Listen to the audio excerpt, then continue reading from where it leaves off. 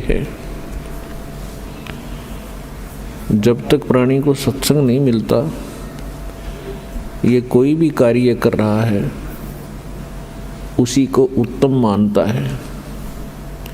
कोई कसाई का काम करता है उसको भी श्रेष्ठ मान रहा है, क्योंकि उसने दादा परदादा यही काम करते देखा।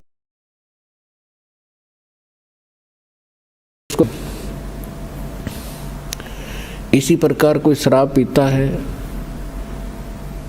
तो शराब पीने वाले को भी बुरा नहीं लगता, क्योंकि उसके साथी सभी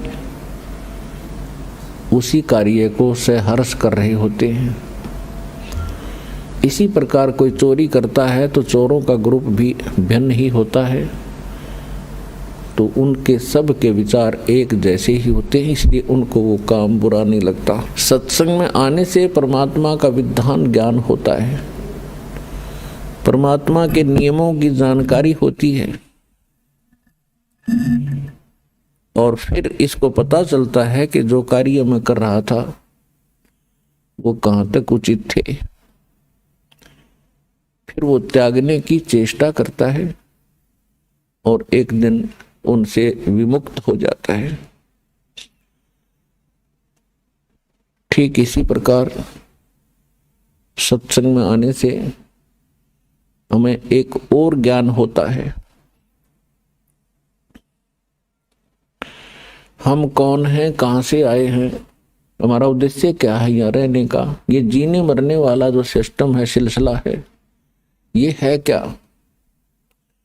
आज हम कितना अच्छी तरह अपने बच्चों में, अपने रिश्तेदारों में, भाई बहनों के साथ प्यार से रह रहे हैं। इनमें कितना मोह है, इन्हीं के लिए दिन रात हम प्रयत्न करते रहते हैं। सारा दिन कमाते हैं, रात को भी नहीं सो पाते हैं और टाइम भी करते हैं, और फिर पता नहीं हम रहें या ना रहें, हमारे साथ जो बच्चे भाई बहन माता पिता हैं हमारे साथ है, वो कभी भी जा सकते हैं। फिर हम क्या करते हैं, रोते हैं, बिलखते हैं, उनको याद करते हैं। तो ये बहुत बुरी बात है। हम कितना अच्छी तरह यहाँ रह रहे हैं, फिर मृत्यु होती है, कितना घिनौना कर्म है ये। और फिर भी हम इससे मुक्ति का प्रयत्न नहीं करते, तो हम पत्थर हैं, इंसान नहीं है। अभी तक तो हमें पता ही नहीं चला था कि इसका कोई विकल्प है, इसका एंड भी है। अब परमात्मा ने अपना विधान स्वयं आकर बता दिया। जिसको सूक्ष्म वेद कहते हैं, जिसको तत्व ज्ञान कहते हैं, वो परमात्मा ही बता सकता है। उस परमेश्वर ने स्वयं आकर बता दिया है कि ये लोक ठीक नहीं है, यहाँ का भगवान ये परमात्मा नहीं है। परमात्मा का अर्थ होता है श्रेष्ठ आत्मा। यहाँ का जो मालिक है ये परमात्मा नहीं है। परमात्मा उसे कहते हैं जो कभी किसी को दुख ना दे, केवल सुख ही दे। और भगवान कहते हैं जो भोग्य पदार्थ प्रदान करे। तो परमात्मा तो एक ही है। बाकी कसाई भी भगवान होता, अपने बकरों के लिए उनको खूब सुविधा देता है, चारा चराता है, पानी की व्यवस्था करता है, झोंपड़ी सेट डालकर गर्मी सर्दी से बचाता है। वो उनका भगवान है, लेकिन वो परमात्मा नहीं है, वो श्रेष्ठ आत्मा नहीं है। श्रीमद् भगवत गीता अध्याय नंबर 15 के श्लोक 16 और 17 में 3 पुरुष 3 प्रभु बताए। एक सरपुरुष ये स्वयं है, यहाँ का जो मालिक है ब्रह्म है, जिसको काल भी कहते हैं, जिसे ज्योत स्वरूपी निरंजन भी कहते हैं, जो 21 ब्रह्मांड का स्वामी है, प्रभु है, मालिक है। और अक्षर पुरुष है, वो 7 शंख ब्रह्मांड का स्वामी है। और ये दोनों नासवान हैं, इनके अंतर्गत जितने प्राणी हैं उनकी जन्म और मृत्यु सदा बनी रहेगी। गीता अध्याय नंबर 15 के श्लोक 17 में स्पष्ट किया है कि उत्तम पुरुष है तो अन्य परमात्मा इति उदाहरते है, ये लोकतरम आविश्य विवर्ती अवैश्वर है। इसमें यह स्पष्ट किया है कि उत्तम पुरुष, श्रेष्ठ परमात्मा, श्रेष्ठ प्रभु, वो तो कोई इन दोनों से अन्य है। और परमात्मा इति उदाहरते हैं, जिसको परमात्मा कहते हैं, वो परमात्मा है। वो दुख नहीं देता, वो सुख ही सुख देता है। वो सुख का सागर है। सुख सागर का अर्थ है कि जहां सुख का एंड ना हो, समाप्त ना हो। और वही तीनों लोकों में प्रवेश करके सबका धारण पोषण करता है। तो यहां सतलोक आश्रम बरवाला जिला हिसार के अंदर उस परमात्मा की जानकारी दी जाती है और उसको प्राप्त करने की विधि बताई जाती है। वो परमात्मा, उस परमात्मा की शरण में आने से कबीर भगवान है, वो कबीर परमात्मा है, वो वास्तव में भगवान है, वास्तव में परमात्मा है। और उसकी शरण में आने के उपरांत आपको यहां भी सुख देगा, क्योंकि वो सुख सागर है, वो परमात्मा है, दुख नहीं देता। यदि हम कोई कष्ट उठाते हैं तो अपनी कमजोरी के कारण, मर्यादा भंग करके हम अपना कोई हानि कर लेते हैं। नहीं, परमात्मा की शरण में आने के बाद आपको रोज नए सुख होंगे, आपके सब कष्ट निवारण होंगे और अंत में आपको वो स्थान प्राप्त होगा जहां फिर कभी जन्म मृत्यु नहीं होती। इसको सतलोक कहते हैं, सचखंड कहते हैं। वहां आपकी ऐसे ही परिवार होगा, फिर वो कभी मृत्यु में नहीं आएंगे। वहां विकार नहीं है, राग द्वेष नहीं है, वहां केवल सुख ही सुख है। वहां आप पहले रहते थे, वहां आपको बहुत सुख था, उस सुख को छोड़कर आप गफलत करके यहां आ गए इस गंदे लोक में। अब आपको वो सुख याद आते हैं कि काम ना करूं और सारी वस्तु मिल जाए। सबकी नीति ये है कि काम करना ना पड़े, सारी सुविधाएं उपलब्ध हो, बड़ी कोठी हो, कार हो, घूमन फिरने खूब बाग बगीचे हो, फवारे लगे हो। तो यहां तो वो हो ही नहीं सकता।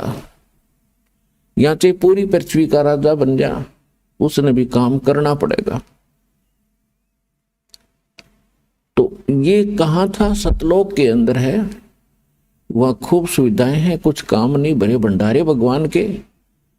अब जैसे आप यहां आते हो सतलोक आश्रम बरवाला के अंदर, यहां आपको बना बनाया भोजन मिलता है, बिछे बिछाए मैट मिलते हैं, सारी सुविधाएं हैं। आपको काम क्या है?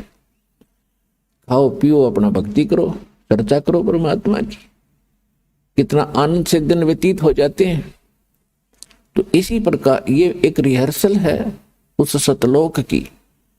लेकिन वो जो सुख है वो तो यहां ना दिया जा सकता है और ना बताया जा सकता है। वो तो वहां जाने से ही आपको पता चलेगा। ये एक केवल उसकी थोड़ी सी नकल है।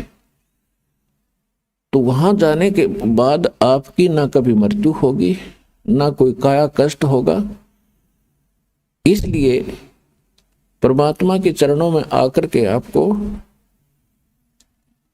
एक विशेष ज्ञान होगा कि हम जो काम कर रहे हैं, जो संपत्ति जोड़ने की हम चेष्टा कर रहे हैं, इसमें हम रहेंगे कितने दिन। तो उसके लिए विकल्प है कि परमात्मा के चरणों में लगो, भक्ति करो। बुराइयों से दूर होना पड़ेगा आपको। तम्बाकू, कोई भी नशीली वस्तु है, सब त्यागनी पड़ेंगी। और चोरी जारी, ठगी, रिश्वतखोरी, ये भूल कर भी नहीं करना,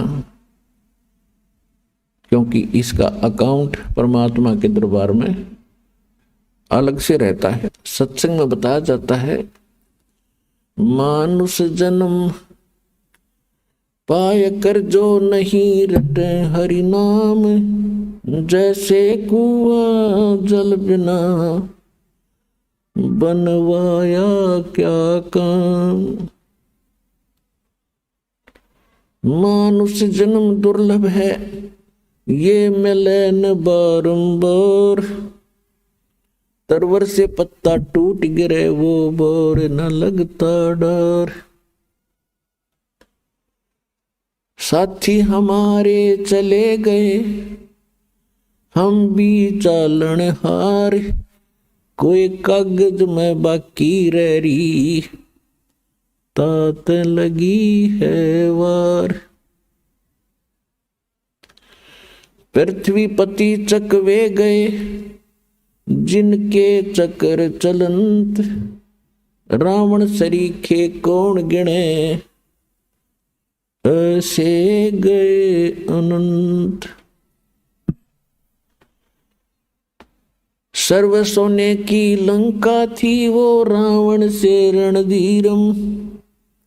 एक पलक में राज बिराजी, जम के पड़े जंजीरम।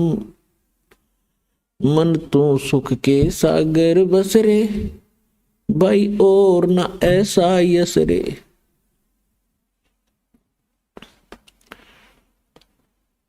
तो याद दिला जाता है कि बोले मानो, ये मनुष्य जीवन ऐसे नहीं प्राप्त होता जैसा आपने सस्ता सा समझ रखा है।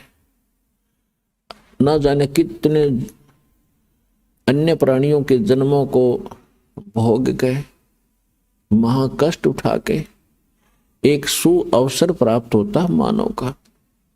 और मानव शरीर के अंदर हम क्या करते हैं, बस संतान हो जा भगवान, अच्छी कोठी बंगले हो जा, फिर इनका विवाह हो जावे और फिर इनके संतान हो जाए, फिर हम बेशक मर जावे, बस इतना ही काम था। इसका एक विशेष कार्य है। ये कर्म जो आप कर रहे थे बगैर भक्ति के, ये तो पशु पक्षी भी आपसे अच्छी जिम्मेदारी से करते। लेकिन केवल यही काम मनुष्य का नहीं, इसके पैरेलल एक काम और है जो सत्संग में आने से ज्ञान होता है।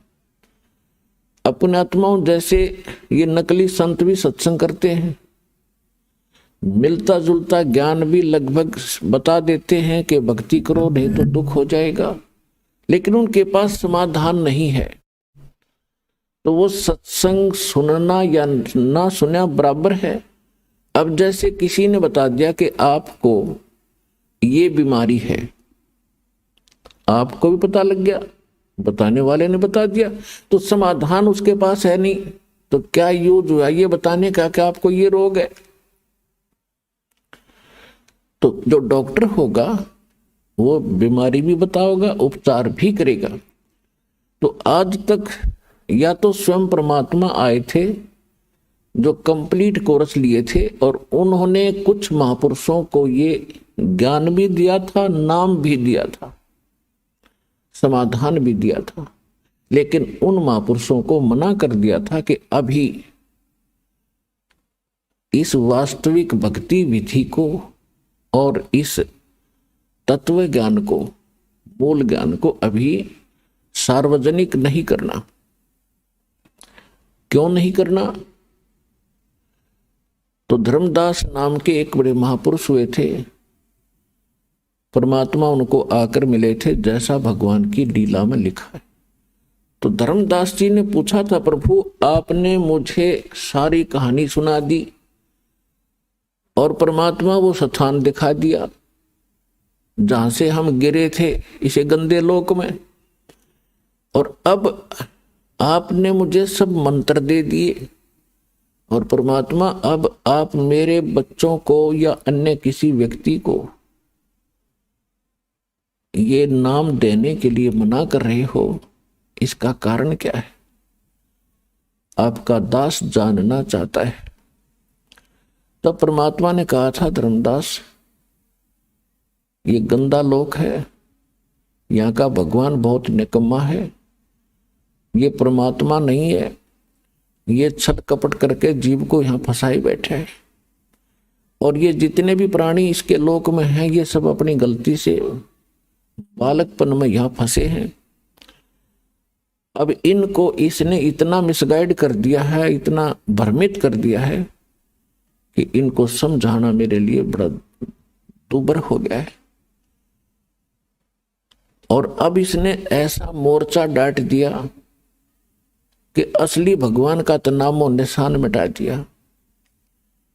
और बाकी सारी चीज को कैसी पूजा करता है, बड़ी खुशी से करता रहो, कोई प्रॉब्लम नहीं। कहीं तीर्थ पर जाओ, कोई व्रत रखो, कोई मंदिर पूजो, मस्जिद पूजो, गुरुद्वारा पूजो, चर्च में जाओ, या कहीं 4 ईंट लगा के वहां मत्था टेकते रहो, या कोई घोर तप कर लो। वो साधना इसने समाप्त कर दी जिससे मोक्ष होगा। और इस काल भगवान ने अपने दूत भेज रखे हैं, ये संत बना के। ये मेरे बच्चे हैं सभी, ये संत भी मेरे बच्चे हैं, मेरी आत्मा है, और श्रोता भी मेरी आत्मा है। लेकिन अब ये इतने भ्रमित हो गए, काल के हाथों पड़ गए। अब यो इनको नाच नचा रहा है, इनकी पूंजी का नाश करवा रहा है। जो संत या कोई नेता, राजनेता, कोई मंत्री, प्रधानमंत्री, राष्ट्रपति बनते हैं, ये पिछले जन्म के बहुत घने पुण्यकर्मी प्राणी होते हैं। जैसे इन्वर्टर की बैटरी चार्ज कर रखी हो और वो पूरी चार्ज है, तो वो चार्ज है, तो वो आगे चार्जर नहीं भी लगा है, हटा दिया गया है, तो भी वो अपना काम प्रॉपर कर रही है। पंखे भी चल रहे हैं, ट्यूब भी जग रही है, और भी जो उसके सत्र का काम वो पूरा कर रहा है। लेकिन यदि आगे उसको चार्ज नहीं किया जाता है, चार्जर गलत लगा रखा है, सही स्थान में चार्जर नहीं लगा है, जिसमें लाइट है, वैसे को चार्जर लगा भी दिखता हो, तो बैटरी चार्ज नहीं हो रही। और जिस समय वो बैटरी समाप्त होगी, डिस्चार्ज हो जाएगी, फिर सब सुविधाएं एकदम समाप्त हो जाएगी। तो ये जितने संत बने हुए हैं, बने हैं या पैसे वाले सेठ बने हैं, ये पिछले जन्म जन्मांतर के बहुत घने पुण्यकर्मी प्राणी हैं। और अब इनके पुण्यों का नाश करवा रहा है ये काल। इनकी महिमा बढ़ा दी, लोग सलूट मारे हैं, गुरु जी बन गए, क्योंकि श्रद्धालु तो उसको गुरु मान बैठा है। और गुरु के प्रति जो आस्था है वो तो एक विशेष होया करती है। लेकिन एक यदि कोई व्यक्ति गधे के ऊपर आस्था लगा ले कि या गाय हर बाल्टी भरेगी दूध की, वो तो मूत की तो भर सके है, दूध की नहीं उसके पास।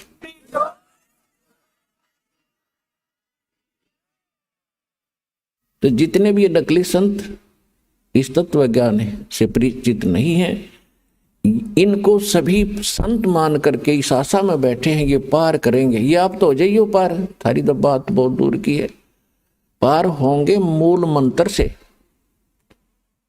मूल मंत्र से पार होंगे, और देने वाला मूल मंत्रों का अधिकारी हो तब पार होंगे। तो इस प्रकार परमात्मा बता रहे हैं धर्मदास जी को कि जिस समय ये भोली आत्मा यहां फंस गई इस काल के जाल में, आगे इसके साथ में, क्योंकि जब ये यहां आए तुम सभी भक्ति युक्त थे, तुम्हारे पास घना धन था भक्ति का, और आप उस भक्ति धन को लेकर इस ठग के साथ आगे, इस ब्रह्म के साथ, सरपुरुष के साथ, इस पर तुम आसक्त हो गए। ये सृष्टि रचना में आपको बहुत बार सुनाया है। अपने पिता से तुम विमुख हुए, भगवान के हृदय से उतर गए, और जिस कारण से आप यहां आ गए। इसने क्या छल किया आपके साथ? पहले आपको रखा ऊपर स्वर्ग में, पहले ब्रह्मलोक में रखा। ये ब्रह्मलोक क्या है? एक रेस्टोरेंट है, एक ये होटल है, और ये उसका मालिक है। इसने वहां अपने एजेंट छोड़ रखे हैं और उसका कमीशन रखा हुआ है, और जितने पुण्य हैं वो सब सुविधा ये देता है, लेकिन उसके व्यक्ति विशेष के, उस आत्मा के पुण्यों से ही वो सब कुछ वहां खाता, भक्ति धन से। और जब भक्ति धन इसका समाप्त हो जाता है तो उसको पृथ्वी पर पटक देता है यहाँ। और फिर इसने परमात्मा का दिया हुआ ज्ञान, वेद इनकम्प्लीट दे दिया। परमेश्वर ने इस ब्रह्म को कंप्लीट स्पिरिचुअल नॉलेज दिया था ताकि मेरे बच्चों को ये सारा ज्ञान बता दे, ये भक्ति करके फिर आ जाऊं वापस। इसने जब ये परमात्मा का ज्ञान प्राप्त हुआ, इसको परमात्मा ने, कबीर परमेश्वर जी ने इस काल भगवान के अंतःकरण में, इसकी आत्मा में ये कंप्लीट स्पिरिचुअल नॉलेज डाल दिया था, जिसको तत्व ज्ञान कहते हैं। और समय आने पर ये जो बाहर आया वो स्पिरिचुअल नॉलेज यानी वेद, कंप्लीट वेद, पूर्ण वेद, ये एक ही ज्ञान था। फिर इसने क्या किया कि उसमें से वो पोर्शन निकाल दिया जो परमात्मा की सीधी जानकारी थी, और वो मंत्र इसने नष्ट कर दिए। इसने केवल ये 4 वेद रख लिए, जिसमें महिमा तो परमात्मा की कंप्लीट है, लेकिन वे ऑफ वर्शिप, परमात्मा की पूजा का जो मार्ग है वो केवल ब्रह्म तक का है। ओम नाम का जाप लिखा है यजुर्वेद अध्याय नंबर 40 के मंत्र 15 में। वायु अनिलम अमृतम भस्मांतम शरीरम अथितम भस्मांतम शरीरम ओम कर्तु समर किलबे समर और कर्तुम समर। ओम नाम का जाप काम करते करते सेवन करो, विशेष श्रद्धा के साथ सेवन करो, मनुष्य जीवन का मूल कर्तव्य जानकर इस नाम का जाप करो। फिर 40वें अध्याय के 17वें श्लोक में बताया गया है कि वो परमात्मा, जो पूर्ण परमात्मा, वो तो गुप्त है, उसकी जानकारी ये नहीं रखता, क्योंकि ये बताना नहीं चाहता। और ये वेद ज्ञान फिर ये बता रहा है कि मेरा ओम नाम है और इसकी भक्ति करो। यही ज्ञान चारों वेदों वाला निष्कर्ष श्रीमद् भगवत गीता के अंदर ज्ञान है। 8वें अध्याय के 13वें श्लोक में इसमें भी स्पष्ट किया है कि ओम इति एकाक्षरम ब्रह्म व्यवहारण माम अनुसमरण ये परियाति तजन देहम सयाति परमाम गतिम। मुझ ब्रह्म का केवल एक ओम मंत्र है, उच्चारण करके सिमरन करता हुआ जो शरीर छोड़कर जाता है, ओम से मिलने वाली जो गति है वो परम गति इससे हो जाएगी। वो क्या है? ओम नाम का जाप ब्रह्म का है, ब्रह्म के पुजारी ब्रह्म लोक में जाते हैं। 8वें अध्याय के 16वें श्लोक में स्पष्ट किया है कि ब्रह्म लोक में गए हुए प्राणी भी फिर जन्म मृत्यु में आते हैं। इसलिए गीता ज्ञानदाता ने 18वें अध्याय के 62वें श्लोक में कहा है कि अर्जुन तू सर्वभाव से उस परमेश्वर की शरण में जा, उसकी कृपा से तू परम शांति को और सनातन परम धाम को प्राप्त होगा। यजुर्वेद अध्याय नंबर 5 के मंत्र 32 में उसमें स्पष्ट किया है कि उसी कसी, मूल संस्कृत है उसी कसी, कबीर अंगारी असी बंभारी असी शवर ज्योति रत धामासी।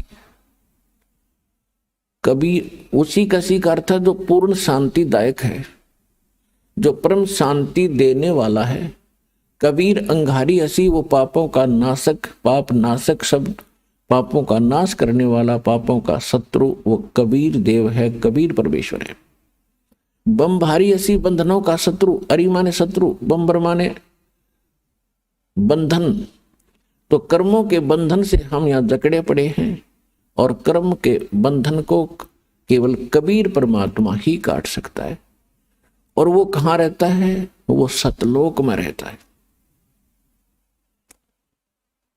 अब गीता अध्याय नंबर 15 के श्लोक 17 में जो स्पष्ट किया है कि वो गीता ज्ञानदाता जो कह रहा है 18वें अध्याय के 62वें श्लोक में कि उसकी शरण में जा, उस परमेश्वर की शरण में जा, उसकी कृपा से तू परम शांति को, सनातन परम धाम को प्राप्त होगा।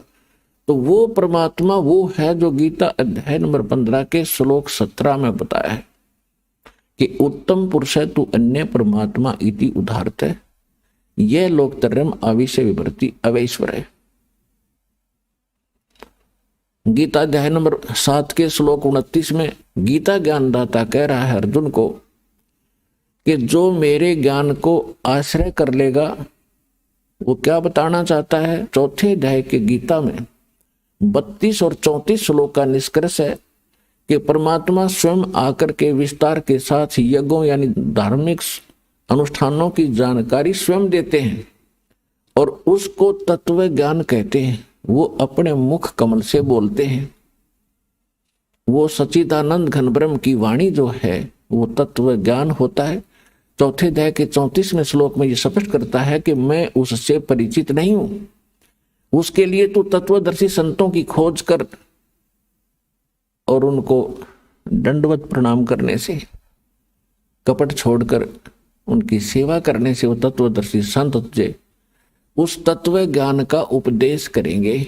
और 7वें अध्याय के 29वें श्लोक में अब ये कह रहा है कि मेरे इस ज्ञान को जो धारण कर लेगा, स्वीकार कर लेगा, इसके आधार से जो मेरे ज्ञान को आश्रय कर लेता है तो फिर उसको तत्वदर्शी संत मिल जाते हैं खोज करने पर। तो वो व्यक्ति जरा और मरण से, जरामीन वृद्धावस्था का दुख और मरण माने मृत्यु के कष्ट से छूटने का ही प्रयत्न करते हैं। जिनको तत्व ज्ञान हो जाता है, तत्वदर्शी संत मिल जाते हैं, फिर उनकी आस्था इस गंदे लोक से हट जाती है।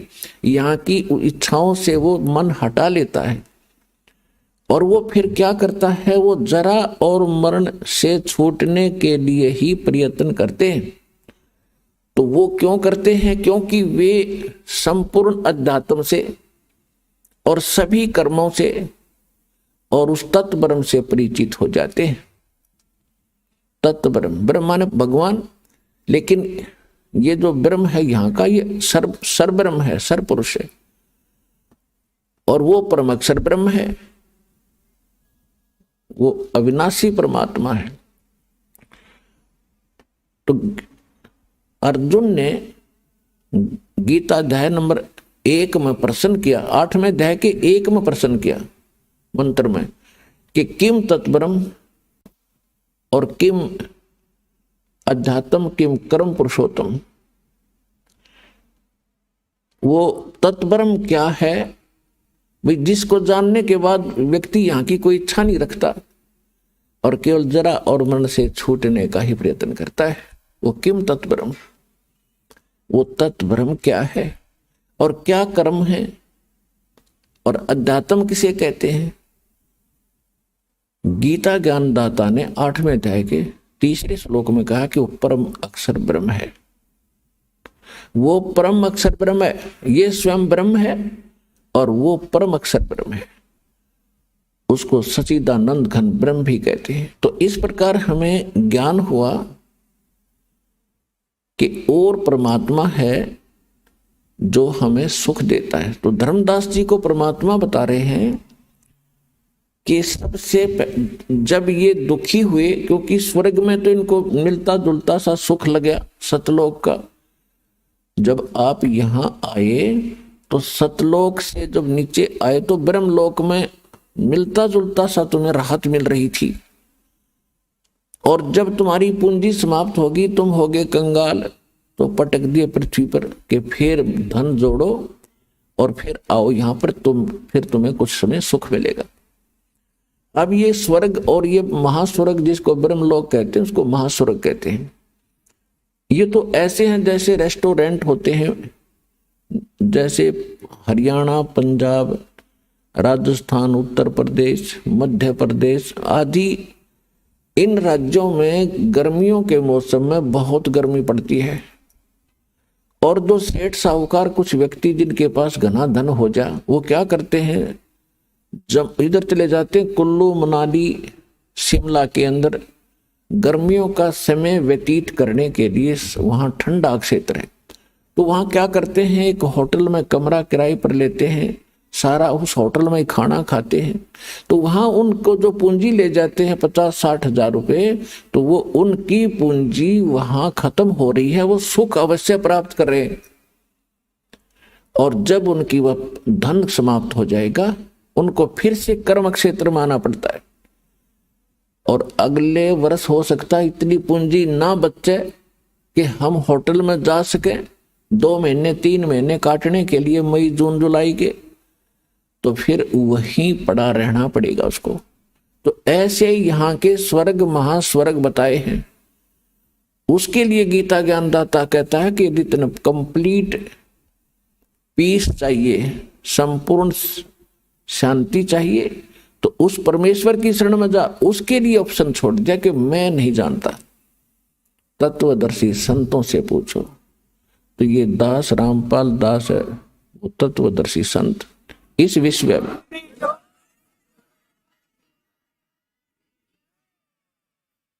इसको बड़ाई ना समझना, सच्चाई समझना, और इसको प्राप्त करके अपना कल्याण कराओ बच्चों। बहुत योग्य हो गया, अपने यहां भटकते हैं। तो परमात्मा क्या कहते हैं कि जब मैंने इनको देखा, पता तो था मुझे कि इनकी दुर्गति तो होगी, ये चल तो पड़े यहां से छोड़कर मुझे, लेकिन कहते हैं बच्चे गलती कर देते हैं, माता पिता फिर भी पीछे पीछे फिरते हैं। तो वो कबीर परमेश्वर जो है, ये हमारा वो मालिक है, परमात्मा है, जिसमें ये सर्व गुण है। तुमेव माता च पिता तुमेव बंधु च सखा तुमेव विद्या च द्रविणम तुमेव सर्व मम देव देव। ये वो परमात्मा है जो हमारा सच्चा माता पिता है, क्योंकि उत्पत्ति करता यही है, हमारी माता भी यही है, पालन करने वाला पिता भी यही है, एक सच्चा साथी बंधु मित्र भाई यही है। हमारा आज कितना अच्छा भाई हो, कितने अच्छे माता पिता और बहन हो, हम आज मृत्यु को प्राप्त हो जाते हैं तो हमें वो यहीं थोड़ा बहुत सारा दे सके।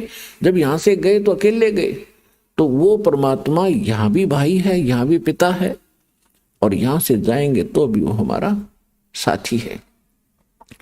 तो उसको छोड़कर हम दुखी हो गए, उसको प्राप्ति का मार्ग हमें मिला नहीं, और जिस कारण से हम प्रयत्नशील भी रहे, लेकिन परमात्मा से मिलने वाली राहत से हम वंचित ही रहे। अब देखियो आपको कैसे सुख होगा। तो परमात्मा ने कहा कि धर्मदास, जब मैंने देखा कि ये घने दुखी हो गए, मुझसे देखा नहीं गया, तो परमेश्वर कबीर जी अपना रूप बदल कर अपने पुत्र जोगजीत का रूप बनाकर इस काल के प्रथम पड़ाव पर आकर खड़े हो गए। ऊपर से प्रथम जो पड़ाव है इसका, वह तपतशिला है। एक बहुत बड़ी पत्थर की टुकड़ी है, वो अपने आप सौजलित रहती है, प्रज्वलित रहती है। उसके ऊपर 1,00,000 मानव शरीरधारी प्राणियों को ये काल भगवान उस पे भूनता है। ये शरीर यहां रह जाता है, इसके अंदर एक और शरीर है, एक और बॉडी है, जिसको सूक्ष्म शरीर कहते हैं। जैसे बादाम के ऊपर एक छिलका होता है और गिरी खांड की अंदर होती है, ऐसे ही समझ लेना। तो इस सूक्ष्म शरीर के अंदर जीव मरता नहीं, लेकिन कष्ट बहुत होता है। 1,00,000 मानव शरीरधारियों को वहां डाल देता है। वो बॉडी ऐसा ही रहता है जैसा हमारा शरीर है, एज इट इज चेहरा एज इट इज रहेगा। ये ऊपर का कवर यहां रह जाएगा, ये जो स्थूल शरीर है। जैसे सर्प कांचली छोड़ जाता है, तो वो कांचली सर्प नहीं है, सर्प उससे अलग है। ऐसे इस प्राणी को ऊपर पटका जाता है वहां सूक्ष्म, उसमें तपतशिला पर। तो वहां बहुत बुरा हाल होता है। जैसे खील भुना करते हैं, ऐसे चटक मटक प्राणी करते और उठ नहीं सकते, ऐसी सिद्धि से वहां कार्य किया जाता है। उनको भूनने का उद्देश्य क्या है कि आप सारे जीवन में जो भी खाते हो पीते हो, और आप एक और विशेष चीज देखो कि तम्बाकू, हुक्का, बीड़ी, ये इस बॉडी के लिए हानिकारक है। और तकरीबन समाज, किसी भी समाज में देख लो, सब पीने लगे हुक्का, बीड़ी, तम्बाकू, शराब, मांस खाना, भुक्की पीना। ये क्यों पिलाता? ये पिलाता मन रूप में। ये काल सबके अंदर एक एलिमेंट रूप में रहता है, इसने छोड़ रखा एलिमेंट। जैसे परमात्मा का एलिमेंट तो आत्मा है और काल का एलिमेंट ये मन है, तो इसने सारी को बद्ध करवाणी जीवते, इसलिए कि जितने ये बकवाद खावेगा पीवेगा उतना ही इसकी बॉडी में उसका अंश लिप्त होगा सूक्ष्म शरीर में। तो उसके बाद फिर वो जो का तो ऊपर जाकर जब उसको भूना जाता है, जिसने घना हुक्का पी रखा है, घनी शराब पी रखी है, वो देर तक वहां भूना जाता है कि उसमें अच्छा माल होता है इस काल का। तो वहां सबको इसलिए डाला जाता है कि जो सारे जीवन में इसने जो खाया पिया, कुछ तो बॉडी शरीर सुख स्थूल शरीर इससे ठीक रहा, शेष उसके अंदर जम जाता है और वो इतने गर्मी के बिना छूटता नहीं। वहां इनको तड़फाया जाता है, हाहाकार मच जाती है, अचेत हो जाते हैं कुछ देर के बाद, और फिर उसका समय निर्धारित है, उसके बाद उनको वहां से उठा दिया जाता है और वो जो गंध है उसका सारा नीचे चला जाता है अलग से उसके पात्र में। और ये प्राणी अपने आकर के फिर धर्मराज के दरबार में आते हैं, फिर अपने कर्मानुसार कोई पशु बनो, पक्षी बनो, मनुष्य बनो या राजा बनो, जाओ, उसका काम पूरा हुआ। तो परमात्मा कहते हैं जहां ये तपस्या पर भूनने जा रहे थे प्राणी धर्मदास में, वहां आके खड़ा हो गया। इनका बुरा हाल हो रहा था, रो रहे थे। कहीं पर तो एक परिवार के दो दो सदस्य वही भूनने जा रहे थे, वहां उनके गुरु भी साथ पिटक वहीं पर भूनने जा रहे थे, ऋषि महर्षि भी वहां पर भूनने जा रहे थे। और जब मैं वहां जाकर खड़ा हुआ, एकदम उस तपस्या की जो तपत थी, जलन थी, वो एकदम शांत होगी। टुकड़ी तो गर्म ज्यों की त्यों है, लपटें निकल रही हैं आग की, लेकिन उन प्राणियों को मेरी शक्ति से उस आग का कोई असर नहीं हो रहा था। तो जब उनका वो पीड़ा खत्म हुई तो एकदम बैठे शांत होकर मुझे देखा, तो परमात्मा के उस शीतल चंद्रमा जैसे शीतल चेहरे को देखकर वो सभी ये समझ गए कि शायद ये भगवान है। तो उन्होंने कहा कि हे परमात्मा, हम यहां पर कौन से कर्म का दंड भोग रहे हैं? तो परमेश्वर ने कहा कबीर जी ने कि बेटा, ये तुम्हारा इस लोक का दंड नहीं, ये तुमने सतलोक में गलती करी थी। अपने मूल स्थान को छोड़कर, उस सर्व सुख दायी स्थान को छोड़कर भरी थाली का ठोकर मार कर तुम यहां आए हो इस काल के साथ। परमात्मा ने उनको कुछ ही समय में सारी सृष्टि रचना बताई सुनाई। तो सभी को वहां तो तुरंत समझ में आ गई, क्योंकि यहां तो अफलातून पाक रहे हम। एक छोटा सा कोई जॉब हो जा, अधिकारी बन जावे, छोटी सी कोई 10-20 एकड़ जमीन हो जाए, हम सुनते ही नहीं किसी की, अखनौ किसी ने देखा। वहां तो सारा सपट दिख रहा था कि जिस धन को अपना मान रहे थे, जिस घर को अपना मान रहे थे, जिस परिवार को अपना मान रहे थे, वो हमारे साथ नहीं आया। तो वहां तक अकल ठिकाने आ गई थी उनकी। और यहाँ अकल ठिकाने लाने के लिए इतने सत्संग करने पड़ते हैं, इतने प्रमाण देने पड़ते हैं कि तुम गलत स्थान पर पड़े हो, ये लोग तुम्हारा नहीं है, तुम्हारे साथ धोखा हो रहा। और तब भी शीघ्र सी ठिकाने अकल नहीं आती, क्योंकि हमारे ऊपर प्रेशर इतना है। लेकिन मालिक का ज्ञान भी इतना प्रबल है और समाधान इतना प्रबल है, एक दिन अकल ठिकाने आकर रहेगी पूरे विश्व की। अब वो समय आ गया।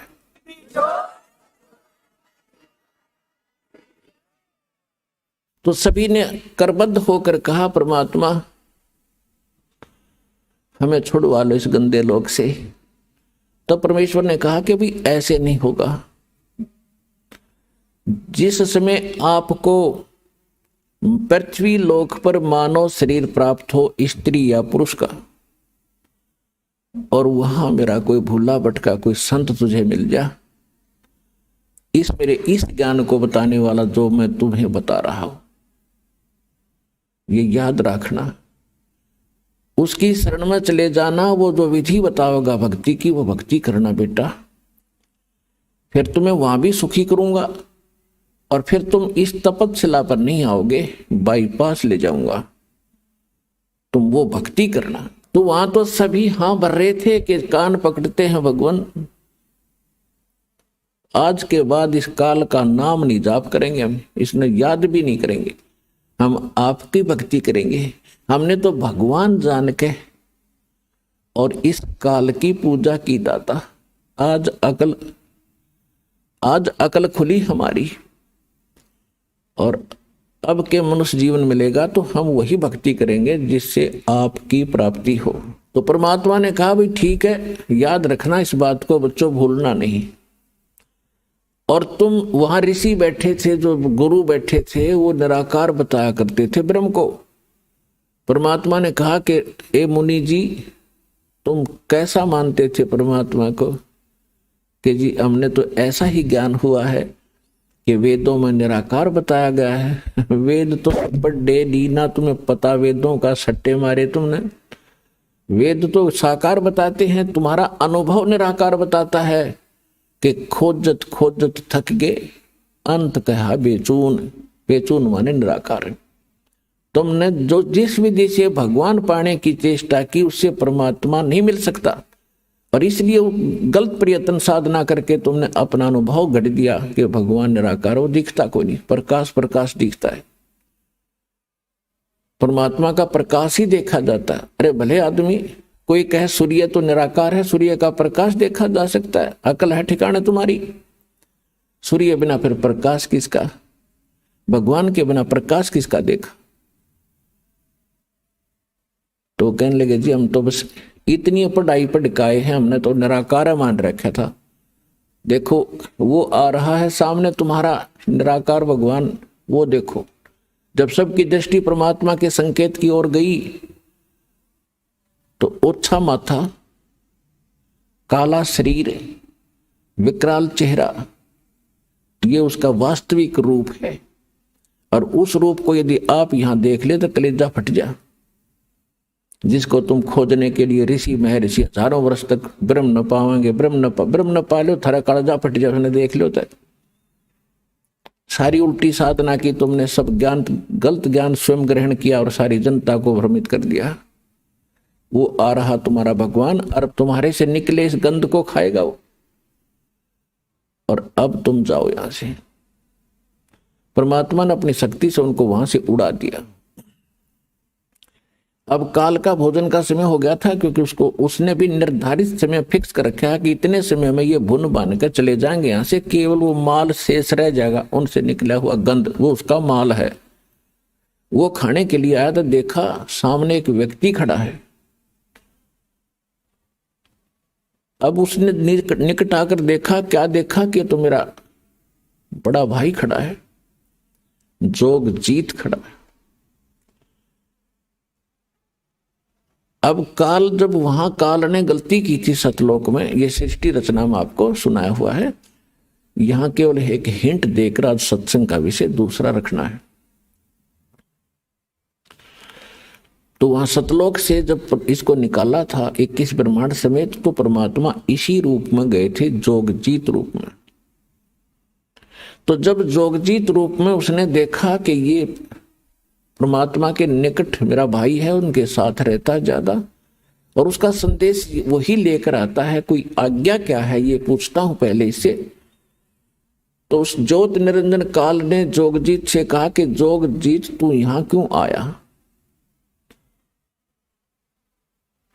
अब कोई पिता का आदेश है तो मुझे बता, और तूने मुझे वहां से मार कर निकाला था, तू मेरे लोक में क्यों आया? मेरी तू आ कैसे गया? अब मैं तुझे पहले तो आदेश बता दे क्या है परम पिता का, फिर तुझे मैं मारूंगा, कुटूंगा। तब परमात्मा बता रहे हैं धर्मदास जी को, मैंने इससे बताया कि सुन ले आदेश परम पिता का। ये आत्मा परमात्मा की है, और ये तेरे साथ आ भी गई थी तो ऐसा जुल्म नहीं करना था तूने। अन्यायी, कोई गधा बना दिया, कोई गधी बना दी, कोई सूर बना दिया, कोई सूरी बना दी, कोई कुत्ते गधे की योनि भोग रहा है, कोई कष्ट से पीड़ित है, किसी को कैंसर है, किसी को टीबी है, किसी का हाहाकार मच रहा है, किसी की टांग कट गई, किसी का हाथ कट गया, ये जुल्म कर रखा तूने। तेरे रहम नाम की चीज नहीं है। परमात्मा दुखी हुए इस बात से। तो वो कहता है कि मैं तो सत्य का राज करता हूं, जो जैसा कर्म करता है उसका वैसा ही फल देता हूं। भगवान का आदेश है मेरे को कि सत्य का राज करना, किसी अन्याय ना करना। परमात्मा बोले कि मुझे मालूम है तू जैसा सत्य का राज करता है, ये मन रूप में तू खुद विद्वान है, सारे उल्टे काम कराता है आत्मा से, और जब आत्मा सजा भोगती है तू भाग जाता है। कबीर साहब कहते हैं, मन के मते ना चालिए, मन है पक्का दूत, ले डूबे दरिया में फिर जावे हाथ से छूट। करवा के कुकर्म आत्मा दंड भोग रही है, कोई गलती करवा देता है, इसकी पिटाई हो रही है, मन एक तरफ बैठ जाता, आत्मा रो रही होती, गधा बनवा के छोड़ देता, उल्टे काम करवा के। आप किसी को कहे भक्ति कर ले, मन कहेगा ना आजा ताश खेल लाएंगे, छोड़ के इधर भक्ति में है। कोई कहे भाई भगवान का नाम, चलो सत्संग में ना टाइम नहीं है, और वहां बिछा के गली में बैठ जाएंगे ताश खेलने सारे दिन।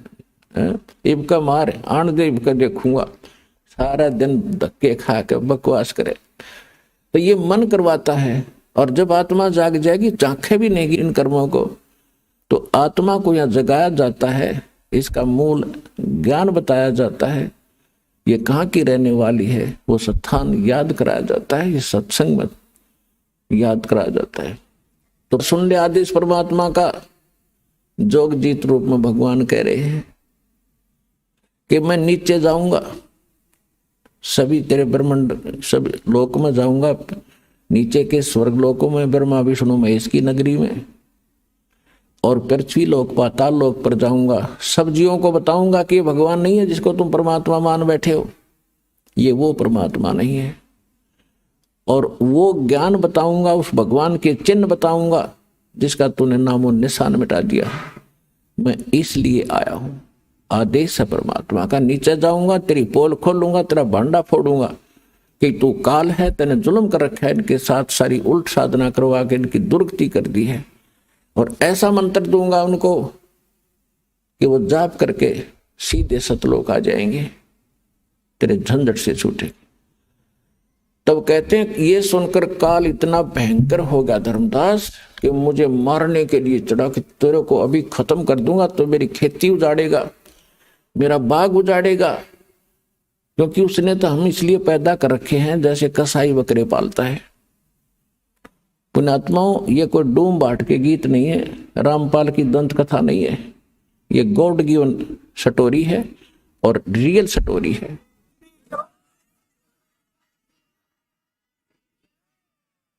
क्योंकि हमने अपने गलत ज्ञान सुन रखा है, वो अटपट अच्छे लगे, रामकृष्ण की कहानी, सुदामाली, वैसी इतनी भक्ति थी क्या? ये क्या यही कहानी थी? ये है वो परमात्मा की सत्यनारायण कथा जो दास साहब को सुना रहा है। तो आपको इसलिए पाल रखा, धर्मदास जी को बता रहे परमात्मा के जैसे कसाई बकरे पालता है, और उन बकरों की बुद्धि इतनी ही काम करती है कि ये बहुत अच्छा आदमी है जो हमारा मालिक है। कैसे अच्छा आदमी है कि इसने बहुत बढ़िया हमारे लिए इस चरागाह बनवा रखे हैं जहां हम चरते हैं, एक सरोवर तालाब बना रखा है जहां हम पानी पीते हैं, फिर एक झोंपड़ी डाल रखी है, शेड डाल रखा है जहां हम गर्मी सर्दी से बचने के लिए उसके नीचे बैठ जाते हैं। और ये मालिक आता जब हमें बड़ा संभालता है, हमारे ऊपर हाथ फेरता है। तो यहां परमात्मा कहते हैं धर्मदास जी को कि आप जब ये सुविधाएं देखते हो यहाँ की कि कितना सुंदर बाग बगीचे, कैसे झरने बह रहे हैं, कितना नीचे शीतल जल निकल रहा है, मीठा जल, और बड़ी हवा चल रही है, बड़ी पृथ्वी दे रखी है, इस पर बड़े पदार्थ दे रखे हैं, इनको देखकर तो ऐसा लगता है कि गणा बढ़िया भगवान है, बहुत अच्छा स्वामी, कितनी सुविधा हमारी कर रखी है। और जब ये कुंडबा घाणी करता है, कितने दुर्घटना में परिवार के परिवार नाश हो जाते हैं, भूकंप आ जाता, पूरा क्षेत्र तहस नहस हो जाता है, तो उस समय इसकी दयालुता पर हमारे दिमाग नहीं जाता कि अब ये क्या हो रहा है। परमात्मा ने बताया कि जैसे कसाई जो बकरों को ये सुविधाएं देता है तो उनको ऐसा लगता है कि बहुत बड़ी आदमी, और जब वो उनके पास आता है तो उससे प्यार करते हैं वो कि हमारा नेक मालिक आ गया, और उसके पंजाड़ी ऊपर ने पैर उठा कर सीने से लगते हैं, उसको चाटते हैं उसके हाथों को। जब उनको वो छूता है, वो तो देख रहा है कि इसमें मांस कितना हो गया, कितने किलो का बिकेगा, और वो बकरा चाटता है प्यार में कि हमारा मालिक मालिक बहुत बढ़िया है। और जब भी उसको आवश्यकता होती है एक डंडा लेकर निकाल लेता कि चाहे बेटा मरो चाहे बेटी कटो, माँ कटो चाहे भाई और बहन कटो, वो ना देखता किसी ने। तो ये स्थिति समझ लेना धर्मदास इस काल कसाई में जहां आप रह रहे हो, इस गंदे लोग पे। लेकिन आपको कोई ये ज्ञान बताने वाला था नहीं, और परमात्मा बताने के लिए आए तो हम सुनने को तैयार नहीं थे, क्योंकि हमारे धर्म गुरुओं ने हमें मिसगाइड गढ़ा कर दिया कि कबीर जो है ये अशिक्षित है, ये क्या जाने धर्म ग्रंथों के बारे में, संस्कृत इसको आती नहीं। और हमारे धर्म गुरु संस्कृत नहीं बोला करते, हम उनके ऊपर कुर्बान थे कि ये विद्वान है, सचमुच कबीर तो एक धानक है, जुलाहा है, अशिक्षित है, ये क्या जाने वेदों और सदग्रंथ के बारे में। तो ये निंदा कर रहा है हमारे धर्मों की। और परमात्मा सच्ची बताया करते थे, वही ज्ञान जो आज दास बता रहा है यही परमात्मा स्वयं बताया करते थे। उस समय हमने स्वीकार नहीं किया क्योंकि हम अशिक्षित थे। अब जो रहस्य आपको आज उजागर किया जा रहा है कि वो नाम क्यों मना कर रखा था उस समय बताने को, और अब क्यों आदेश दिया है इसको खुलेआम बताने का। तो उस समय धर्मदास जी को परमात्मा ने बताया कि इसने ये व्यवस्था कर रखी है, अपने स्वार्थवश तुम्हें यहां रोक रखा है, और 3 गुण है इसके पुत्र, उनमें एक एक गुण भर रखा है, और उनके कारण आप इतने यहां जकड़े पड़े हो। ब्रह्मा में रजगुण भर दिया, रजोगुण के प्रभाव से जैसे किसी ने शराब पी रखी है या भांग पी रखी है, वो जो भी गतिविधि करता वो होश हवास में नहीं कर रहा, वो तो मजबूरी है। 1000 ने पी रखी हो भांग तो सारी एक जैसा काम करेंगे, एक जैसी उनकी चाल होगी, एक जैसी बोली होगी, एक जैसी क्रिया होंगी। तो यहां सबके ऊपर, प्रत्येक प्राणी पर, चींटी से लेकर हाथी मानव, सबके ऊपर उनका प्रभाव है। तो उससे प्रभावित होकर सभी संतानों उत्पत्ति करते, ये विवश हो गए हैं। बस की बात नहीं प्राणी का, चाहे कितनी बात बनाओ, ऋषि महर्षियों की कथा सुना दें आपको, ये बड़े बड़े इन्होंने खूब कोशिश की हम इस विकार से बचें, वासना रहित हो जाएं। एक श्रृंगी ऋषि था और वो घर त्याग कर ऋषि परमात्मा पाने के लिए जंगल में चला गया। अब इनको ज्ञान तो था नहीं बेचारों को, लेकिन भगवान के लिए आत्मा भटक ही रही है। आप भी भटक रहे हो, कोई कहीं जा रहा था, कोई कहीं जा रहा था। यह आत्मा रुक नहीं सकती जब तक परमात्मा नहीं मिलेगा इसने। तो श्रृंगी ऋषि ब्राह्मण घर त्याग कर जंगल में बाल ब्रह्मचारी रहे, और ये पहले यही क्रिया करने की चेष्टा करते थे कि पहले हम निर्विकार हों तो तब भक्ति बनेगी, इनकी यह सोच थी। तो जिस साधना से वो निर्विकार होने की कोशिश कर रहे थे वो साधना भी निर्विकार नहीं हो सकते। तो उन्होंने क्या किया कि भी अन्न अधिक नहीं खाना चाहिए, ज्यादा अन्न खाने से वासना जागती है, चटपटे भोजन खाने से। तो उसने अभ्यास करते करते इतना अल्प आहार करने का अभ्यस्त हो गया, लास्ट में एक दिन में वृक्ष के तरफ मुंह करके बैठ जाता, भक्ति करता था। साधना जैसा उसने डले ढूंढ का पता था, और सारा दिन में एक बार वृक्ष की छाल पर जीभ मारता था। बस अंत में इतना अल्प आहार हो गया था उसका, और जिस कारण से वो आसपास के क्षेत्र में घना प्रसिद्ध हो गया। कि भी इस महात्मा देखा नहीं, सारा दिन भक्ति करता है, समाधिस्थ रहता है, आंखें भी नहीं खोलता, सारा दिन में एक बार वर्ष के जिह्वा लगाता है, बस उसी से तृप्त हो जाता। अयोध्या नगरी के आसपास जंगल में वो बैठा था, तो वहां सब जगह ये बातें फैली। तो अयोध्या के राजा दशरथ की लड़की थी और उसको भी पता चला श्री रामचंद्र से पहले, रामचंद्र अर्थात जब तक पैदा भी ना हुए थे, तो लड़की को पता चला, तो अपने पिता की आज्ञा लेकर संत के दर्शनार्थ वो भी चली गई अपनी सहेली नौकरानियों के साथ। तो वहां जाकर देखा उसने कि साधु बड़ा महापुरुष है, और अगर यदि ये आंखें खोल ले, इसको घर ले आए हम और इसके वचन सुने, सेवा करें, कुछ अच्छी हमारी किस्मत बनेगी। तो इस उद्देश्य से उसने अन्य किसी महापुरुषों से, उनके साथ जो साधु संत रहते थे, ब्राह्मण गुरु होते थे, उनसे पूछा ये आंखें कैसे खोले। तो किसी वैद्य ने बता दिया कि आप जहां ये जीवा लगाता है श्रृंगी ऋषि, उस वृक्ष की उस स्थान पर थोड़ा सा शहद लगा दो। उस लड़की ने आज्ञा दे दी, उसके नौकरों ने वहां पर शहद ला दिया उस स्थान पर। अब ऋषि जी पहले तो एक बार जीभ मारता था, उस दिन 6 बार मारी, क्यों अच्छी मीठी लग गया। और अगले दिन फिर ऐसे कर दिया। तीसरे दिन ऋषि जी की, श्रृंगी ऋषि की आंख खुल गई और फिर उससे प्रार्थना की कि हमारे घर चलो। ऋषि जी ने घर जाने से तो मना कर दिया, लेकिन वहां लड़की डेली वहां सेवा करने जान लाएगी। अंत में उस राजा दशरथ की लड़की ने ब्याह कर लिया उस ऋषि जी ने चला था भगवान पाने के लिए, और फिर फंस गया उसी दलदल में। तो परमात्मा कहते हैं जो ये वासना है, रजगुण का जो प्रभाव है, ये इतने विवश हैं, ये प्राणी, ये जीव के बस का नहीं है।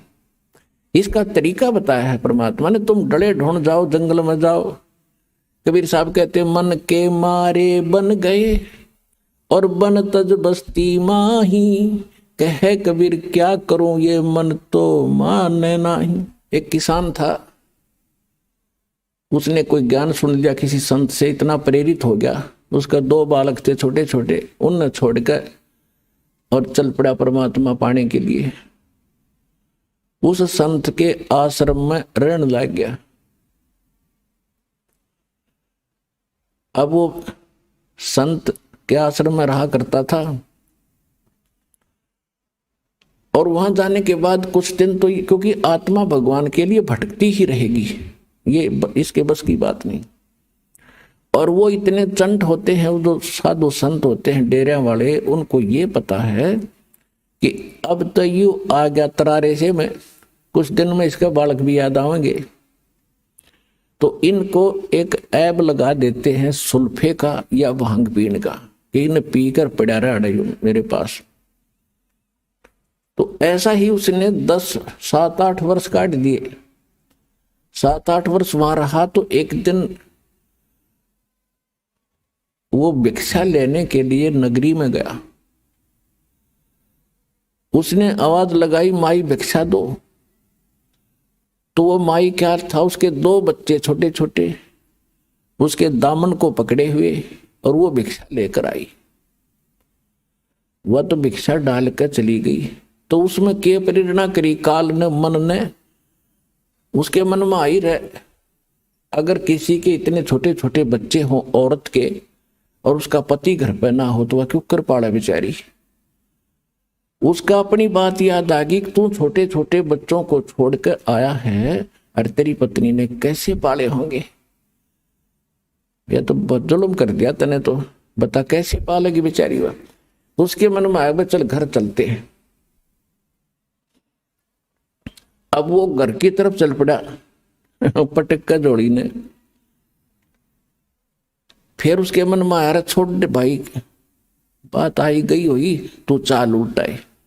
वापस चला, फिर आया रे, देख देखते लो उसमें के बिजली पड़े है, देख आऊंगा कैसे रह रहे हैं, मर गए, एक जीव है। लास्ट में फाइनल फैसला कर लिया कि चल एक बार देख आता हूं। अब वो घर की जाने की वजह उसने सोचा खेतों में ही मैं पहचान मत आऊं नहीं किसी के, क्यों दाढ़ी बढ़ रही है, अदल पछाण सा हो गया, 8-10 वर्ष हो गए, तो खेतों में देख लूंगा, बच्चे ठीक ठाक होंगे तो वहां होंगे, खेतों में काम कर रहे होंगे वहां पर। तो वो बाबा जी खेतों खेतों चलने लगा। वहां पर उसका छोटा भाई और उस बाबा जी की पत्नी वहां खेतों में काम कर रहे थे। तो उसके छोटे भाई ने अपनी भाभी से कहा कि देखो मुझे तो ऐसा लगता जैसे मेरा भाई आ गया हो। वह कहने लगी तू हमेशा ऐसे मजाक करता रहता है, मेरे वो थोड़ा बहुत दुख बोलती हूँ तो फिर ताजा कर देता है, तू मत बार बार ये बातें मत कहा करे। नो बोला सच्ची कहूं देख सामने चाल तो दिखा उससे कैसी, उसने भी देखा कहा चाल तो वाए दिखा है, पर वो तो कहाँ हुआ था, वो तो बाबा बन गया, कहाँ होगा यहाँ पर। फिर निकट से आया, जब उन्हें पक्का देख लिया कि वही हैरी दरिया रहा है तो वही होगा, तो वो कहने लगी फिर यू फिर चला जाएगा, जब आ गया तो फिर भी जाएगा। तो उसका भाई बोला तू थोड़ा सा सहयोग दे मुझे, इसने मैं रखूंगा यहाँ पर। वो कहने लगी बोल क्या करूं, कि तुम्हारे खेत में जो शीशम है मैं इसने काटने लगूंगा और तू शोर मचा दिए, अगर मेरा धनी होता तो तू के काट लेता, मेरे खेत में 2-4 फुट अंदर है फिर भी तू अपनी कह रहा है। तो उसने ऐसा ही कर दिया ड्रामा। वो लेकर कुआड़िया लाग गया, शीशम ने धीरे धीरे किता किता मारने, और वो लागी शोर मचाने कि तने मैं सदाई लूटी हूं, मेरा पति घर पे होता तो क्या तू आज ऐसा कर्म करता। देखो रे लोगों 10-5 फुट अंदर जगह मेरे खेत में हरनों का मेरी है, काटूंगा, मानता नहीं। और वो जुआर में बढ़ के नो देखा था, सुना था सारी बात बैठा बैठा। जुआर रोती देखी, जब लकड़ का आया, बोला रे एक लिए नहीं है, मैं भी आ गया हूं।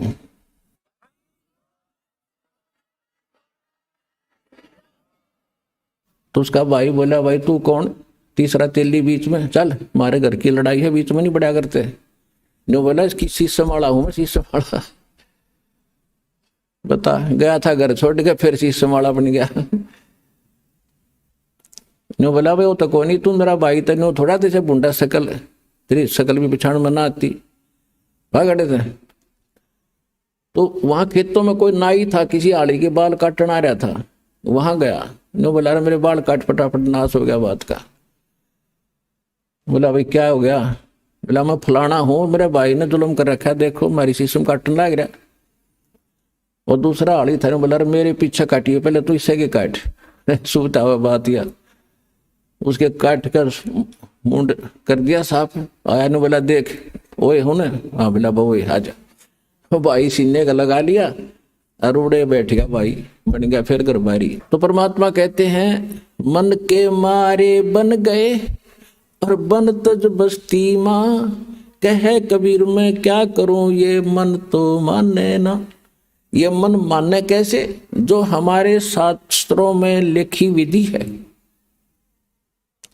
जो हमारे सदग्रंथों में प्रमाण है, जो भगवान ने आके बताया है, उस विधि से यो मन मानेगा। कैसे मानेगा, डेरे डंडे खुसर हो, ये खुसरे लहे ना मोक्ष, धरु पर लाद भी पार हो गए, फिर गृहस्थी में क्या दोष। परमात्मा ने बताया है कि डेरे डंडे अपने घर पर रहो, भक्ति करो, जो विधिवत साधना है। यदि आप घर त्याग कर और ब्रह्मचारी रहकर ही मोक्ष मानते हो तो ये जड़ों का नंबर तो पहले आना चाहिए तुम्हारे से, वो तो सारे पार हो जाए। फिर इसका कहने का तात्पर्य ये नहीं है कि आप दुराचारी हो जाओ। आपने जो है संयमी रहना होता है। दुराचार बहुत बुरी चीज है। और ये भी नहीं कि खुसरे यानी हिजड़े पार ना हो। पुण्यात्माओं बात बिगड़ी पड़ी है सारी। देखो किसी कर्म संस्कार से वो खुसरे बन गए, हिजड़े बन गए, और हिजड़े बनने के लिए तेरे सी मेरे सी जंगला में धक्के खाया करते, रोटी छोड़ देते थे। उनका अगर अकल ठिकाने आ जाए तो वो तो जल्दी भक्ति करें। वो भक्ति वो भी कर सकते हैं, वो भी पार हो सकते हैं। और जो गृहस्थी है वो भी पार हो सकते हैं, क्योंकि भक्ति से ही बात बनेगी। वो चाहे ब्रह्मचारी रह के कर लियो और चाहे गृहस्थी रह के कर लियो, सच भक्ति और विधि से ही करनी पड़ेगी जो बता रखिए। कौन सी? नाम उठत नाम बैठत नाम सोवत जागबे, नाम खाते नाम पीत नाम सेती लागबे। किसान खेत में हल जोड़ रहा है या ट्रैक्टर से काम कर रहा है, हल से कर रहा है तो अपना मंत्र करता रहिए, क्यों मन तो बकवाद करनी है। ये तो हल बा रहा है तो कोई रागनी गा रहा है या फिल्मी गाने गुनगुना रहा है, तो उन बकवादों को छोड़कर मालिक की वाणी बोले, उस वाणी से और या सुमरण करता रहे, तो उस सुमरण के प्रभाव से जो बीज बोया जा रहा है और उससे जो फल आवेगा और उसको जो खावेगा, उसमें भी वो नेक विचार और भक्ति का अंश जाएगा, वो भी एक दिन भक्ति में लग जाएगा।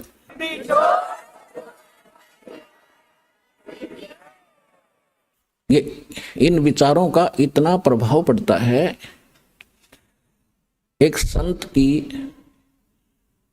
एक बहन शिष्या थी, वो उसके घर चला गया, उधर से उसकी शिष्या की बहन आई हुई थी, उसकी लड़की विधवा होगी, एक दो बच्चा था, जवान अवस्था में थी, और उसके कोई भाई था नहीं, उसके दामाद का कोई भाई नहीं था, इकलौता था अपने माता पिता के।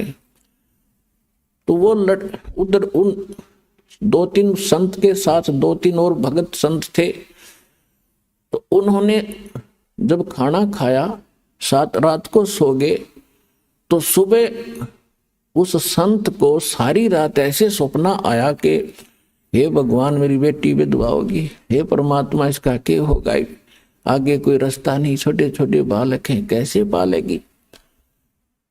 तो उसने अपनी शिष्या को बुलाया कि बेटी आज ये खाना किसने बनाया था हमारा। उसने कहा कि मेरी बहन आई हुई है और उसने ये खाना बनाया था आपका, क्या उसकी कोई लड़की को हादसा हो गया। हाँ कहा जी बहुत बुढ़ी बन गई उसके साथ, तो अभी दो बच्चे थे, वो लड़की विधवा होगी और बहुत चिंतित है ये। वो लड़की को बोला, उसको तो समझाया बेटी ये तो जो होना था हो गया, पर भक्ति कर नाम ले ले, तो बहुत अलग शिक्षा दी। लेकिन कहने का भाव ये है कि वो खाना बनाने वाले के विचार उस भोजन में गए और उसको जाकर अफेक्ट किया उस ऋषि संत को। तो इसी प्रकार जो आज सारे वातावरण में रागनी फिल्मी गाने राजनीति की बातें या अटपट सुनते हो, अखबारों में पढ़ते हो, फिर दूसरों को सुनाते हो, ये सारे समाज में फैल गया, सबका वही स्वभाव बन गया। सुबह उठते आदमी चाह पीछा पीवा, पहले लोग अखबार लाओ, अखबार हम के पढ़ रहे उड़ा 3 मर गए हैं, उसका न्यू हो गया, फलाना न्यू हो गया, वहां बलात्कार हो गए, ये पढ़ने की बातें। सुबह उठते मालिक की कथा सुने, परमात्मा के मंत्र जाप करे, परमात्मा की कथा सुने तो आत्मा का उद्धार हो। तो अब जैसे भक्त बताते हैं कि ट्रेनों में या बस में दूर देश से दूर राज्य से बच्चे आते हैं भगवान के, तो सुबह सुबह या शाम के समय जब ट्रेन में होते हैं, कोई आरती कर रहा है, कोई मंत्र कर रहा है, कोई सुबह के नित्यनेम कर रहा है, कोई दोपहर की रमैनी लगाए बैठा मोबाइल में, एक वातावरण बदलता जा रहा है। तो पूरे विश्व पर इसका असर होगा, एक दिन सब नाम लेंगे, ये मालिक का वचन है। तो ऐसे प्रभाव पड़ेगा।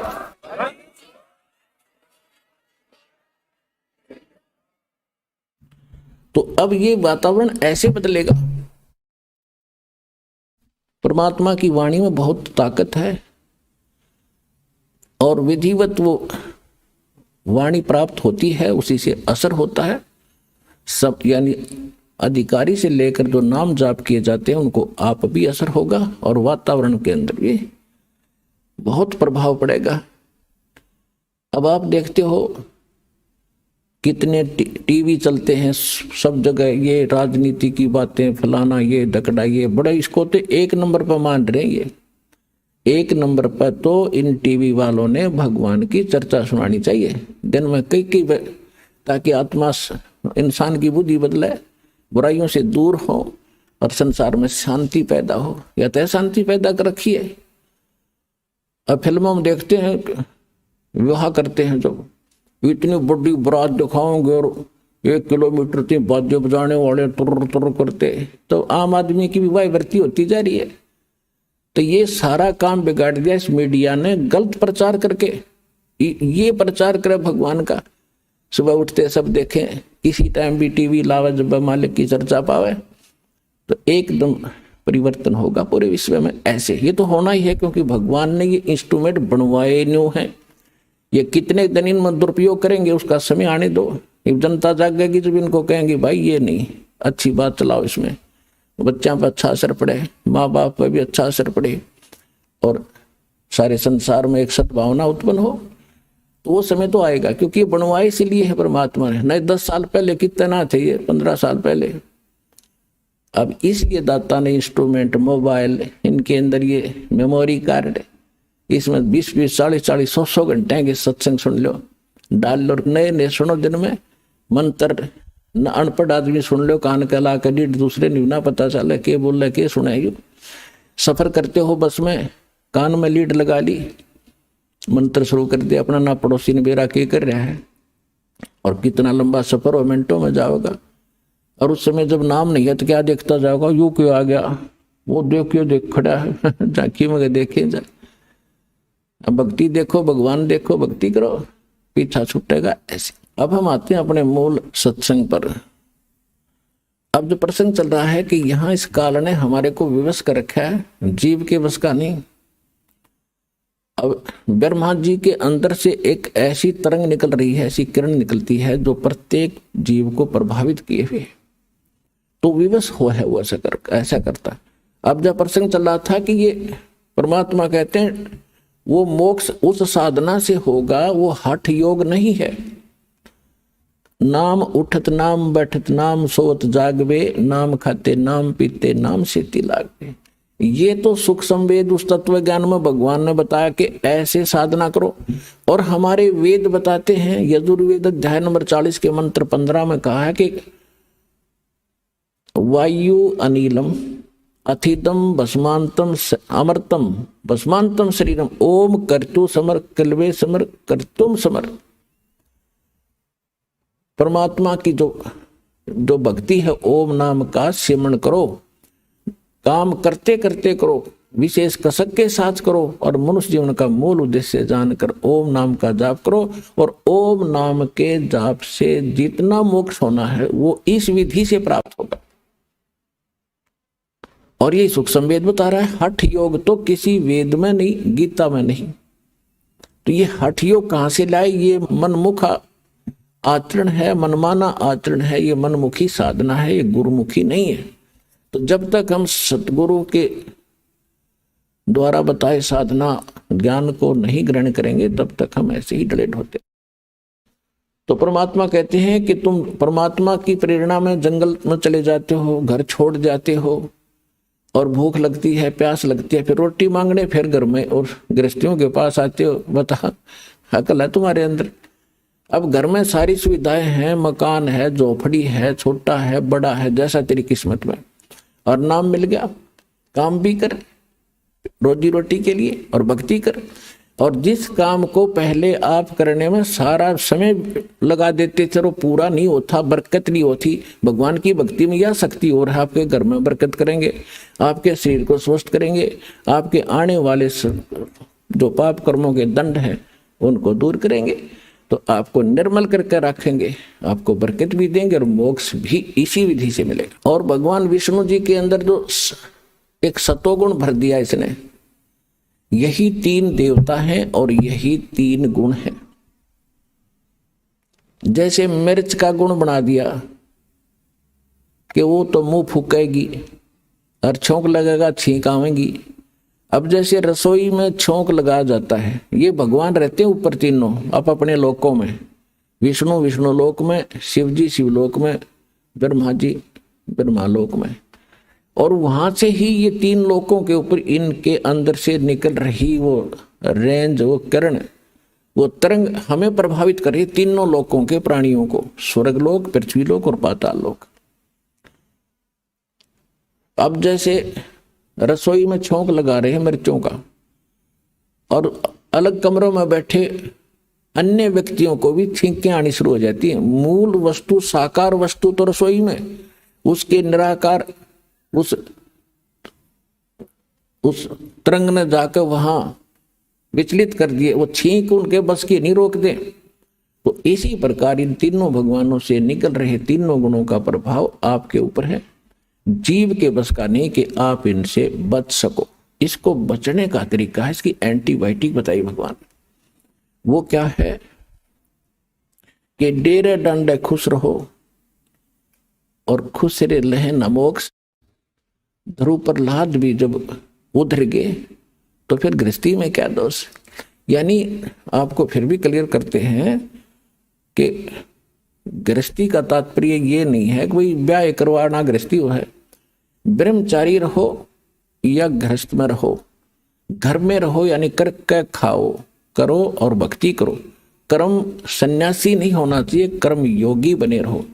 जैसे हमारे यहाँ भक्त रहते हैं जिन्होंने कईयों ने शादी नहीं करा रखी, तो वो कर्म योगी हैं, यहाँ कर्म सन्यासी नहीं है, वो भी गृहस्थी समझ लो। यहाँ सबकी सेवा करते हैं, अपना भक्ति भी करते हैं और साथ में अपनी सेवा भी करते हैं। तो इसी प्रकार भक्ति इस मोक्ष होगा इस मंत्र से जो दास के पास है, और इस सिमरण से, चाहे वो गृहस्थी शादी शुदा करो और चाहे ब्रह्मचारी करो, दोनों का मोक्ष इसी से होगा। चाहे खुश रे करो, इजड़े करो, वो भी मनुष्य है, वो भी पार होंगे। पर यह वृत्ति बदले, जब बात बने तो ज्ञान से सत्संग सुने तो सबको असर होगा। तो प्रसंग जो चल रहा है उस पर आते हैं। जो परमात्मा ने बताया काल को कि तूने ऐसा जुल्म कर दिया, हाहाकार मचा रखी, और मैं इनको जाकर ज्ञान बताऊंगा। तो एकदम भयंकर होकर मुझे मारने के लिए दौड़ा धर्मदास, परमात्मा बता रहे हैं।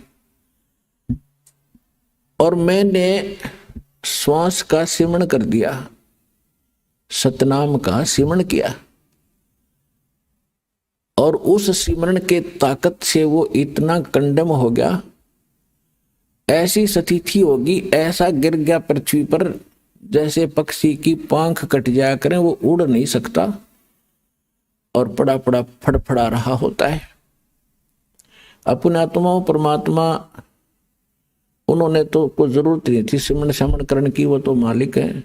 लेकिन हमें ये सतर्क करना चाहते हैं कि जिस समय आपके ऊपर कोई भी आपत्ति किसी प्रकार की आ जाए, चाहे कोई आध्यात्मिक है या सांसारिक है, उस समय आपको प्रथम मंत्र मिला है तो प्रथम मंत्र का सिमरण शुरू कर दिए, जाप करिए। द्वितीय मिला है तो द्वितीय का शुरू कर दीजिए। सारनाम मिला है तो वो सारनाम और सारा मिला करके जो बनाया गया है उसको, उसका जाप कीजिए।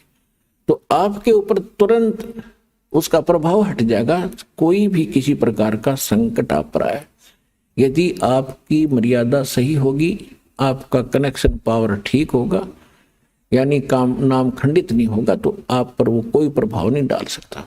अब वो उस माध्यम से परमात्मा हमें सतर्क कर रहे हैं कि कभी तुम्हारे ऊपर ऐसी आ भी जाती है आपदा, तो तुरंत मालिक ने याद जरूर करी इस स्मरण के माध्यम। फिर देखियो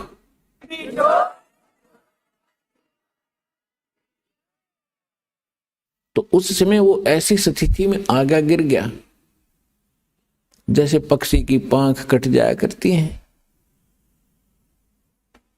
अब उसने देख लिया, काल ने देख लिया कि भाई जोगजीत के पास कोई शक्तिशाली मंत्र है, इसने तो मुझे कंडम कर दिया। तो इसने फिर चापलूसी का सहारा दिया। आप देख लो, यहां यथा राजा तथा प्रजा, जिसा यो भगवान है, इसी हमारा सबका नेचर ऐसा ही है। हमारे से कोई बोधा आदमी है, यानी कमजोर है, शारीरिक कमजोर है या वैसे व्यवस्था में कमजोर है, तो हम उसके सर पर चढ़ जाए। और जब तगड़ा सामने आ जा, उसने हाथ जोड़ा, हाँ जी चौधरी साहब। एक शराबी जावा था, शराब पिए गली में, सामने एक बनिया आ गया, बनिया लाला जी, क्योंकि वो अल्पसंख्यक होते थे गांव में, एक दो दो चार चार घर होते थे। तो शराबी ने जब देखा, उस बनिया को गाली देने लग गया, गाली देने लगे तो दूसरा बोला, अरे बोलिए ना लाला जी, शराब पी रहे हैं। इतने में एक लठ ले रहा था कंधे पर, तगड़ा सा आदमी। वो बोला, अरे क्या, कौन है, क्या कर रहा है? बोला, चौधरी साहब नमस्ते।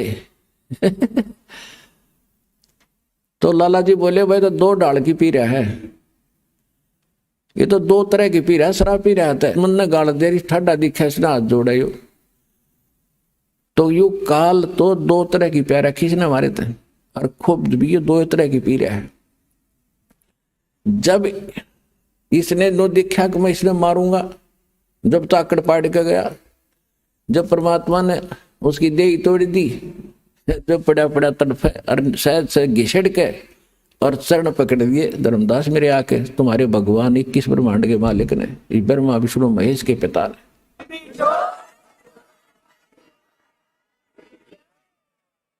और बुरी तरह रोए, तू मेरा बड़ा भाई, मैं तेरा छोटा भाई, छोटे तो गलतियां करा करते हैं, बड़ो तो माफी करा करते हैं, आप मुझे क्षमा कर दो, मैंने तो वैसे भाई जान के आपके साथ लड़कपन कर दिया है, माफ कर दो, मैं तो आपको भगवान पिता के समान मानता हूं, मुझे क्षमा करो। जो बुरा हाल कर दिया, जब मैंने कहा ठीक है, फिर कहता है, मुझे कुछ, आप नीचे जाओगे? कहाँ जाऊंगा भाई, मेरे को आदेश हो गया, मैंने जाना पड़ेगा, बस की बात नहीं। तो एक काम करियो, क्या, कुछ मेरी कुछ डिमांड है या पूरी करियो पहले। परमात्मा बोले, बोल के, क्या डिमांड है तेरी? इसने कहा कि नो नहीं, वचनबद्ध हो जाओ। परमात्मा बोले, ठीक है, वचनबद्ध हो गया। मांग क्या मांगता? कि 3 युगों में, सतयुग, त्रेता, द्वापर में, और जीव थोड़े ले जाना। यदि आप सारे जीव अभी ले जाओगे तो मैं भूखा मरूंगा, मैं क्या खाऊंगा, मुझे तो शराब लगा हुआ है। परमात्मा बोले, शराब भी तो तेरी बकवादों से लगा होगा, है, तेरे मारने चला टक्या नहीं, ये भी दुखी कर दिया आत्मा। 3 युगों में जीव थोड़े ले जाना, और चौथा युग जब कलयुग आवे, तब तो शरण जीव बहु जावे। ऐसा वचन हर मोय दीजे, तब तुम गवन संसार ही कीजे। कि हे भगवान, हे परमात्मा, मुझे आप ऐसा वचन दो, और फिर तुम नीचे जाना। क्या मांगा इसने? एक तो ये मांगा था कि 3 युगों में जीव थोड़े ले जाना, और चौथा युग जब कलयुग आवे, उस समय कितने ही जीव ले जाना। और दूसरी प्रार्थना ये की थी कि दाता, आप जोर जबरदस्ती ना करना, अपना ज्ञान सुना के, और जो आपके ज्ञान को स्वीकार करे हृदय से, वो आपका हो और शेष मेरे रहें। तो परमात्मा को पता था कि ज्ञान इनको हो जाएगा, फिर यहां रहेंगे कैसे, ज्ञानित कराऊंगा इनको जाके चौथे युग में। तो परमात्मा ने कहा ठीक है, यह भी मान ली तेरी प्रार्थना। फिर क्या कहा कि त्रेता युग में मेरा एक अंश जाएगा, रामचंद्र नाम होगा, राजा दशरथ के घर जन्म होगा, और उसके प्रारब्ध में ऐसा लिखा हुआ है कि उसकी पत्नी को एक राक्षस उठाएगा, लंका में ले जाएगा, और उस समय उससे छुड़वाने के लिए उसको पुल की आवश्यकता पड़ेगी, समुद्र पार करने के लिए। आपके बिना ये काम दाता कोई नहीं कर सकता, या दया करियो। परमात्मा को पता था कि यह आत्मा तो मेरी है, रामचंद्र भी यूं तो ठेकेदार बन रहा है। अपने आत्माओं जैसे आपका कोई पुत्र या पुत्री है, और कोई रोगी है आज के दिन किसी कारण से, मान ले देखो सत्संग ये ऐसा सत्संग है, सारे पॉइंटों पर हिंट देने पड़ते हैं, हर तरह के भगत होते हैं। अब जैसे यहाँ अधिकतर रोगी आते हैं, क्यों काल ने सत्यानाश कर दिया, भक्ति खत्म करवा दी, पिछले पुण्य खत्म हो लिए, आगे भक्ति इनके पास थी नहीं, माथा टेक टेक उन चौराहे वाली माताओं पे बैठा लिया। अब सब रोगी हो गए, किसी को कोई हानि है, कोई मेंटली डिस्टर्ब है, किसी को कैंसर है, किसी को हाहाकार मात्री। तो भक्ति की शक्ति बिना शरीर चलेगा कैसे, ये मट्टी है। तो अब जैसे यहाँ आते हैं और कति लास्ट स्टेज पर मृत्यु के निकट है, यदि सच्ची श्रद्धा से सच्चे दिल से समर्पित होकर भक्ति करेंगे तो कति ठीक करेगा, गारंटीड बात है, स्वस्थ होंगे यदि नीत भक्ति की होगी तय।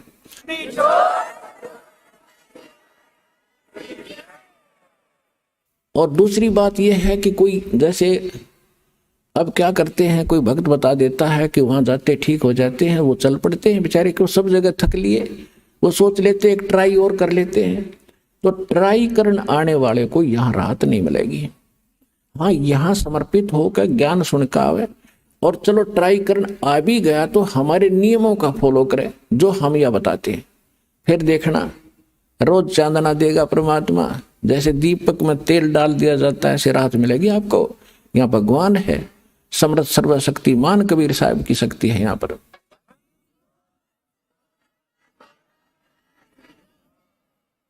अब फिर भी किसी कारण से भी राहत ना मिल पाई, त्रुटि तो अपनी ही होगी, भगवान में तो है ही नहीं। सतगुरु के दरबार में भाई कमी कहे की ना, अनसा मौज नहीं पावता तेरी चूक चाकरी मां। इस सच्चे दरबार में कबीर भगवान की डिक्शनरी में इम्पॉसिबल वर्ड नहीं है, असंभव शब्द नहीं है इस भगवान के दरबार में।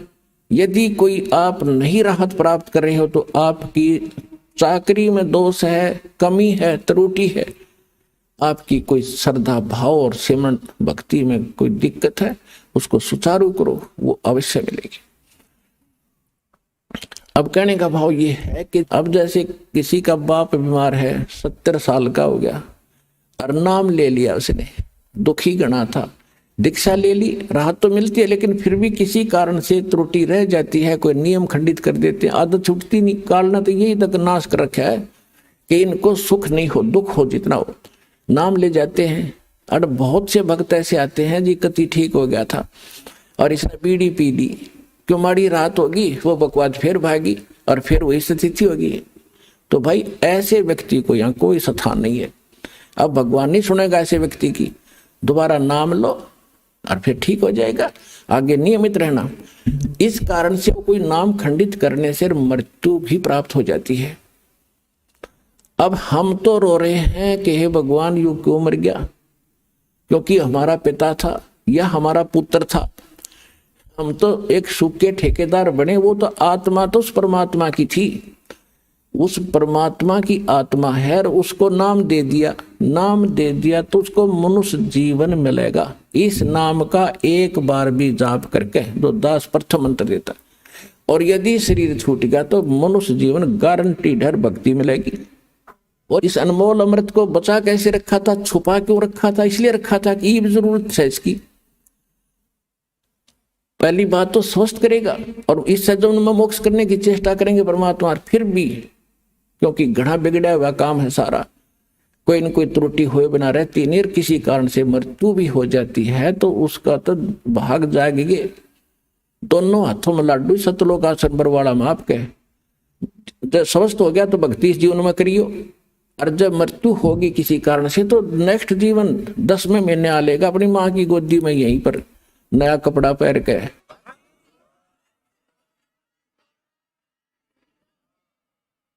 ये तो असंख्यों शरीर डाली है हमारे, ये तो एक कपड़ा बदलना है। और पुण्यात्माओं, जब आपको ज्ञान होगा ना इस बात का, जैसे आपका धोती कुर्ता पजामा फट गया और आपके बक्स में, आपकी टैची में अरका चादर है नया, तो क्या करोगे, न फेंकोगे बाहर, अरका चा काट के तुरंत पहनोगे। तो ये जो शरीर है ये तो एक कपड़ा है, अगर ये खराब हो गया तो इस मंत्र से मोक्ष से पहले भी अगर खराब हो जाता है तो नया तैयार रखे आपका टैची में, पैर के तुरंत आ लोगे यहीं पर और पार हो जाओगे। इसको ज्ञान समझना, ये कोई डूम बाट के गीत नहीं, कोई रागनी बनानी है गिरागनी नहीं, ये कोई फिल्मी लोगों की बनाई हुई दंत कथा स्टोरी नहीं, ये परमात्मा का दिया अध्यात्म ज्ञान है और इसको 100% सत्य है और आप इसको सत्य मानना। तो जो प्रसंग चल रहा था हम उसी पर आते हैं। इस काल ने ठेका ले रखा है, ये भी हम इसके हो गए और हैं हम सभी आत्मा परमात्मा की। तो उसने ये प्रार्थना की थी कि मेरा पुत्र जाएगा विष्णु रामचंद्र रूप में, और वहां पुल की जरूरत पड़ेगी जब रावण सीता ने ठावेगा, आप दया करियो। परमात्मा बोले कोई बात ना, क्योंकि परमात्मा ने पता था को यू ना कहे तभी मैंने जाना पड़ा, क्योंकि बच्चा तो मेरा ही है। कहीं भी कोई दुख आत्मा है तो दाता रो तो वही रहा आपके लिए। कबीर साहब कहते हैं मैं रो तू सृष्टि को, और ये सृष्टि रोए मोहे, और गरीबदास इस वियोग को समझ नहीं सकता कोई, क्योंकि गरीबदास जी को भी परमात्मा सतलोक लेकर गए थे, फिर वापस छोड़ा था। तो उनको समझा रहे हैं कि मैं इनको रो रहा हूं गरीबदास, कि तुम मेरे बच्चे हो, मेरी भक्ति करो, तुम्हें यहां भी सुख दूंगा और सतलोक ले चलूंगा जहां तुम सदा सुखी रहोगे, मृत्यु नहीं होगी तुम्हारी। और ये मुझे खोद रहे हैं भगवान है संकट मोचन, संकट मोचन है। बता हनुमान जी ने संकट मोचन मान्या करते हम होते। ये भगत क्या था बोला, वो तो उसके पास तो कोई विभाग भी ना था, उसने पूजा करते ये ब्रह्मा विष्णु महेश, चलो एक ही विभाग के मंत्री तो हैं। तो हनुमान तो एक भगत था, और भगत की एक भगत भक्ति करे, उससे कुछ मांग गए, एक कलरक से और दूसरा कलरक को याचना करे कि मैंने तू मुझे तो वो बना दे प्रेसिडेंट। वो कैसे बना देगा? तो कहने का भाव ये है कि हम भक्ति गलत कर रहे थे, तो परमात्मा ने को मालूम था कि ये दुखी होंगे तो या तो दुख तो मुझे ही होगा। तो परमात्मा कहा करते कि मैं हूं वो संकट मोचन और सारा सुख देने वाला, पर हम उसको मान नहीं पाए क्योंकि हमने उसके पहचान नहीं थी, चिन्ह नहीं थे हमारे पास, उसको पहचानने का कोई पैमाना नहीं था। अब दास ने पहले आपको पैमाना दिया कि जिन ग्रंथों को आप सच मानते हो उनमें भगवान की डेफिनेशन यह बता रखी, और ये किस पर खरी होती है? ये उस पर खरी होती है जो काशी में धानक रूप में रहा करता कबीर जुलाहा, वो सर्वशक्तिमान है, सारी सृष्टि का रचनहार है, वो आपका और हमारा पिता है, वो हमें मोक्ष देगा, सुख देगा।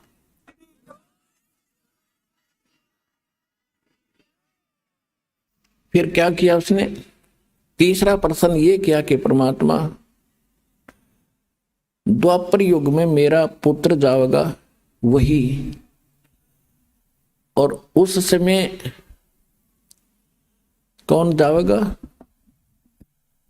श्री कृष्ण यानी विष्णु जाएगा, और वहां एक मंदिर बनवाना चाहेगा अपना जगन्नाथ के नाम पे, और उस जगन्नाथ के मंदिर को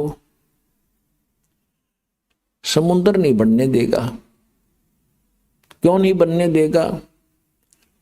उसका आगे कारण बताएंगे। तो उसको आप बचाना। परमात्मा बोले तथास्तु, और बोल के मांगे। तब काल ने कहा था अब जब उसके सारे मांग पूरी होगी, और तब फिर बदल गया, आंखें खड़ा हो गया।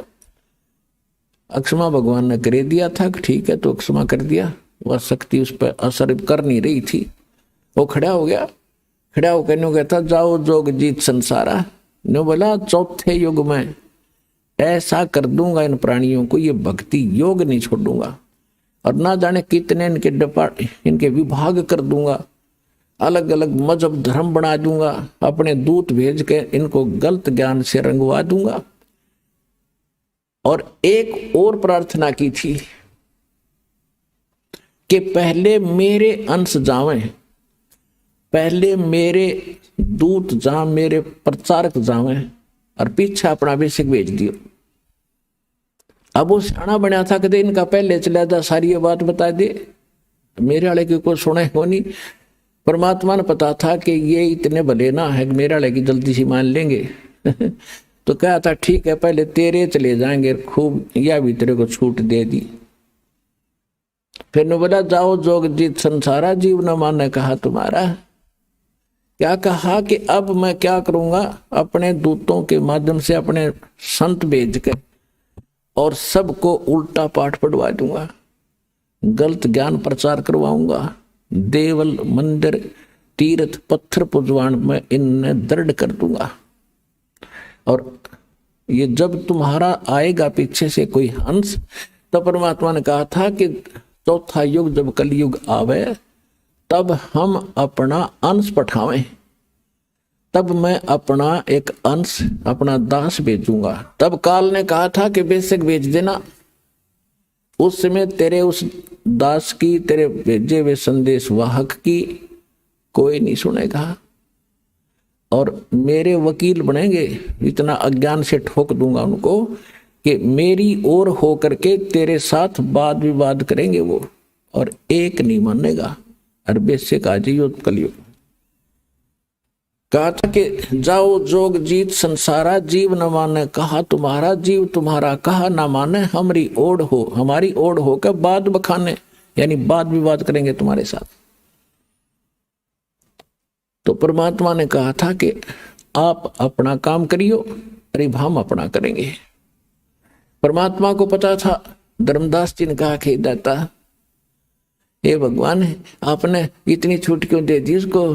लाला जी थे ये धर्मदास जी, माइंड घना यूज करा उसने। हे परमात्मा, अरे 3 युग क्यों दे दिया, इसे ये तो नाश कर दिया इसने मारा है, इसको कृपा पड़ेगी भगवान है।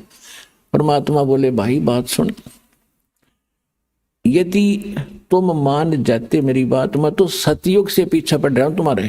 सतयुग में भी आता हूं, ज्ञान सुनाता हूं, भक्ति थोड़ी बहुत प्रवेश करता हूं, तुम सुनते ही नहीं, क्योंकि उस समय तुम सभी सुखी होते हो।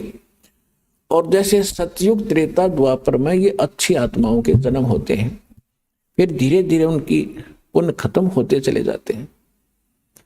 अपन आत्मा जो अध्यात्म ज्ञान इतना है कि इसको समझाने में भी बहुत समय लगता है। समझने में तो बहुत टाइम लगेगा, क्योंकि आप तो पहली बार सुन रहे हो। जो पुराने भक्त हैं वो तो शीघ्र समझ जाते हैं, उनके लिए भी एक बहुत इंटरेस्टिंग और नया नया ज्ञान भी और भी होता है साथ में। तो इसमें जो बहुत से प्रकरण होते हैं कि जैसे अब ये तीसरा युग, अब ये है कलयुग की पिछली पीढ़ी, अब इसमें ये सब मंत्र सार्वजनिक कर दिए और सब पार होंगे जो नियम में रहेंगे। तो ये भगवान का वचन है, पूरा विश्व पार होगा। और लास्ट में जब भक्ति मतलब कुछ रह जाएंगे नहीं पार हुए, तो वो भी लाखों करोड़ों की संख्या, अरबों की संख्या होगी जो नाम ले लेंगे, मोक्ष नहीं कर पाओगे, क्योंकि उनमें ऐसा परिवर्तन हो जाता है, कुछ करनी में फर्क पड़ जाता है। तो उनको, उनके पास ये भक्ति धन तो जो का तू होगा, लेकिन पार ना हुए तो ये काल पकड़ेगा, इन्हें ऊपर ले जाएगा, ब्रह्मलोक में रखेगा या पूंजी समेत वो वहां रखेगा। तो जब वहां समाप्त हो जाएंगे, उसके पुण्य खत्म होंगे, फिर पृथ्वी पर पटकेगा उनको सतयुग में। अब मेन पुण्य तो वहां खत्म कर दिए, फिर भी बहुत से पुण्य उनके होते हैं जो मनुष्य शरीर में ही मिलते हैं। एवरेज में एक रेशो है, उतनी रेशो के पुण्य वहां देने ही पड़ते हैं। तो सतयुग में यही प्राणी जो आज इस ज्ञान से भक्ति युक्त होकर के रह जाएंगे, भक्ति धन युक्त होकर रह जाएंगे, वो फिर महास्वर्ग में होंगे। वही फिर पुनर्जन्म होगा, सतयुग में शुरू होंगे। वे आप कोई आज के नहीं हो। कहते हैं जो जन मेरी शरण है ताका हूं मैं दास, और गेल गेल लाग्या फिरूं जब तक धरती आकाश। आपके पीछे भटक रहा भगवान, पर आपने काल की भांग पी रखी है यहाँ की, और यह छूटती नहीं। कबीर ये माया अटपटी, सब गट आन अड़ी, किस किस न समझाऊं या को है भांग पड़ी। परमात्मा आपके लिए भटक रहे हैं। अब क्या कहते हैं कि सतयुग में इनका जन्म होता है, और ये भक्ति सब ये काल की करते हैं, ये ज्ञान यहाँ दे ही रखा है, तो सभी भक्ति भी करते हैं और सुख भी हो रहे, क्योंकि सुख तो हो रहे थे उनके प्रारब्ध के पुण्यों के कारण, और वो मान बैठे थे कि हम जो भक्ति कर रहे हैं इससे ये चमत्कार हो रहे हैं। फिर वही आत्मा त्रेता में आ गई। त्रेता में फिर उनके और उनसे सतयुग से कम पुण्य कर्म रह जाते हैं, फिर द्वापर में, और त्रेता इस कलयुग में तक कति कंडेम हो लिया। आपके पुण्य रहे नहीं, अब भक्ति वही आप कर रहे हो, आज भी कर रहे हो। अब क्यों ना लाभ होता उनसे, जब 3 युगों से करते आ रहे, वो ठाठ होते दिखाई देते उनके। क्योंकि वो आपके प्रारब्ध के पुण्य ही फल रहे थे। इस भक्ति से आपको कोई लाभ नहीं हो रहा था। अगर वही भक्ति आज कर रहे हो, रामकृष्ण वही है, आप भी वही हो, और वो गीता और वेद है 5000 वर्ष से, तो ये है गीता तो। और आज क्या हालत होगी हमारी, साधना करते भी हैं फिर भी दुर्गति। तो परमात्मा को पता था कि धर्मदास ये सतयुग त्रेता द्वापर में इनकी करीब इनके पास होगी, और ये मेरी ना सुने कति, और मेरी ये जब सुनेंगे जब ये भक्ति भी करते होंगे नकली संतों से, और वहां लाभ होना ही नहीं इनको। और इनकी बिरान माटी हो लेगी ना जब ये मेरी मानेंगे, या हो लेन देख वे इनकी। तो आज वह बिरान माटी हम की हो चुकी है, और अब हम भगवान पहचानेंगे। और जब ये मेरे पास आवेंगे और मेरे दास के पास आएंगे और आशीर्वाद पाएंगे या भक्ति करेंगे, इनको फिर उबार लूंगा और पार कर दूंगा। तो इसलिए ये समय मालिक ने नो सिलेक्ट कराया था।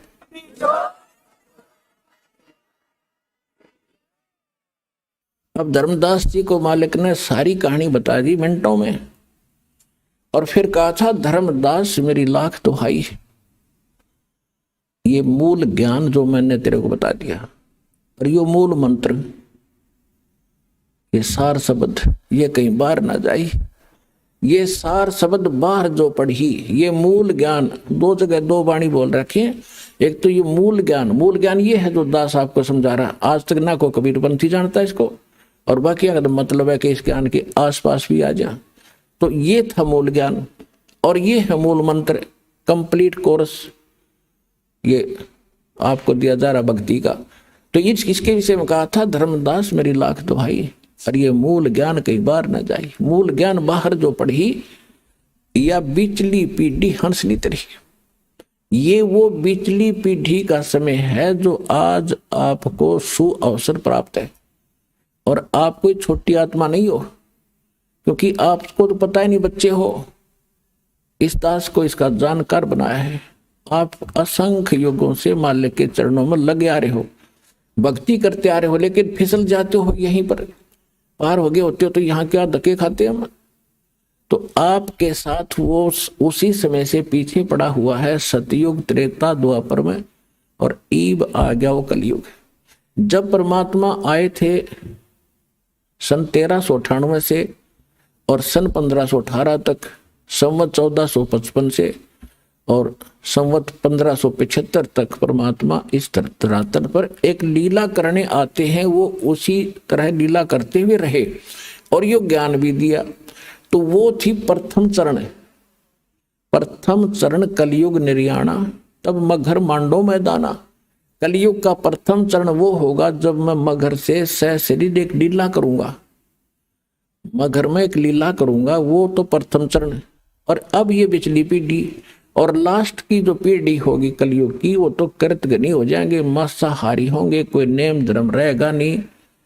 लास्ट की तो बहुत बुरी स्थिति बता रखी है सुख संवेद में, बहुत बुरा हाल हो जाएगा। तो अब ये है प्राइम टाइम मोक्ष कराने का और सतलोक जाने का, परमात्मा पाने का। और इस समय में आपको मानव शरीर और सतलोक आश्रम बरवाला जिला हिसार में आपका आना हो गया। पुणात्माओं, आज चाहे कोई ज्ञान से आ गया और चाहे कोई दुखी होकर आ गया यहाँ पर, जो आज कोई संकट निवारण के लिए आया है, तो वो संकट आपके लिए वरदान सिद्ध हो गया, और इससे आपका संकट भी दूर होगा और आपकी मुक्ति भी होगी। ये गिर पड़े रहे शरण में।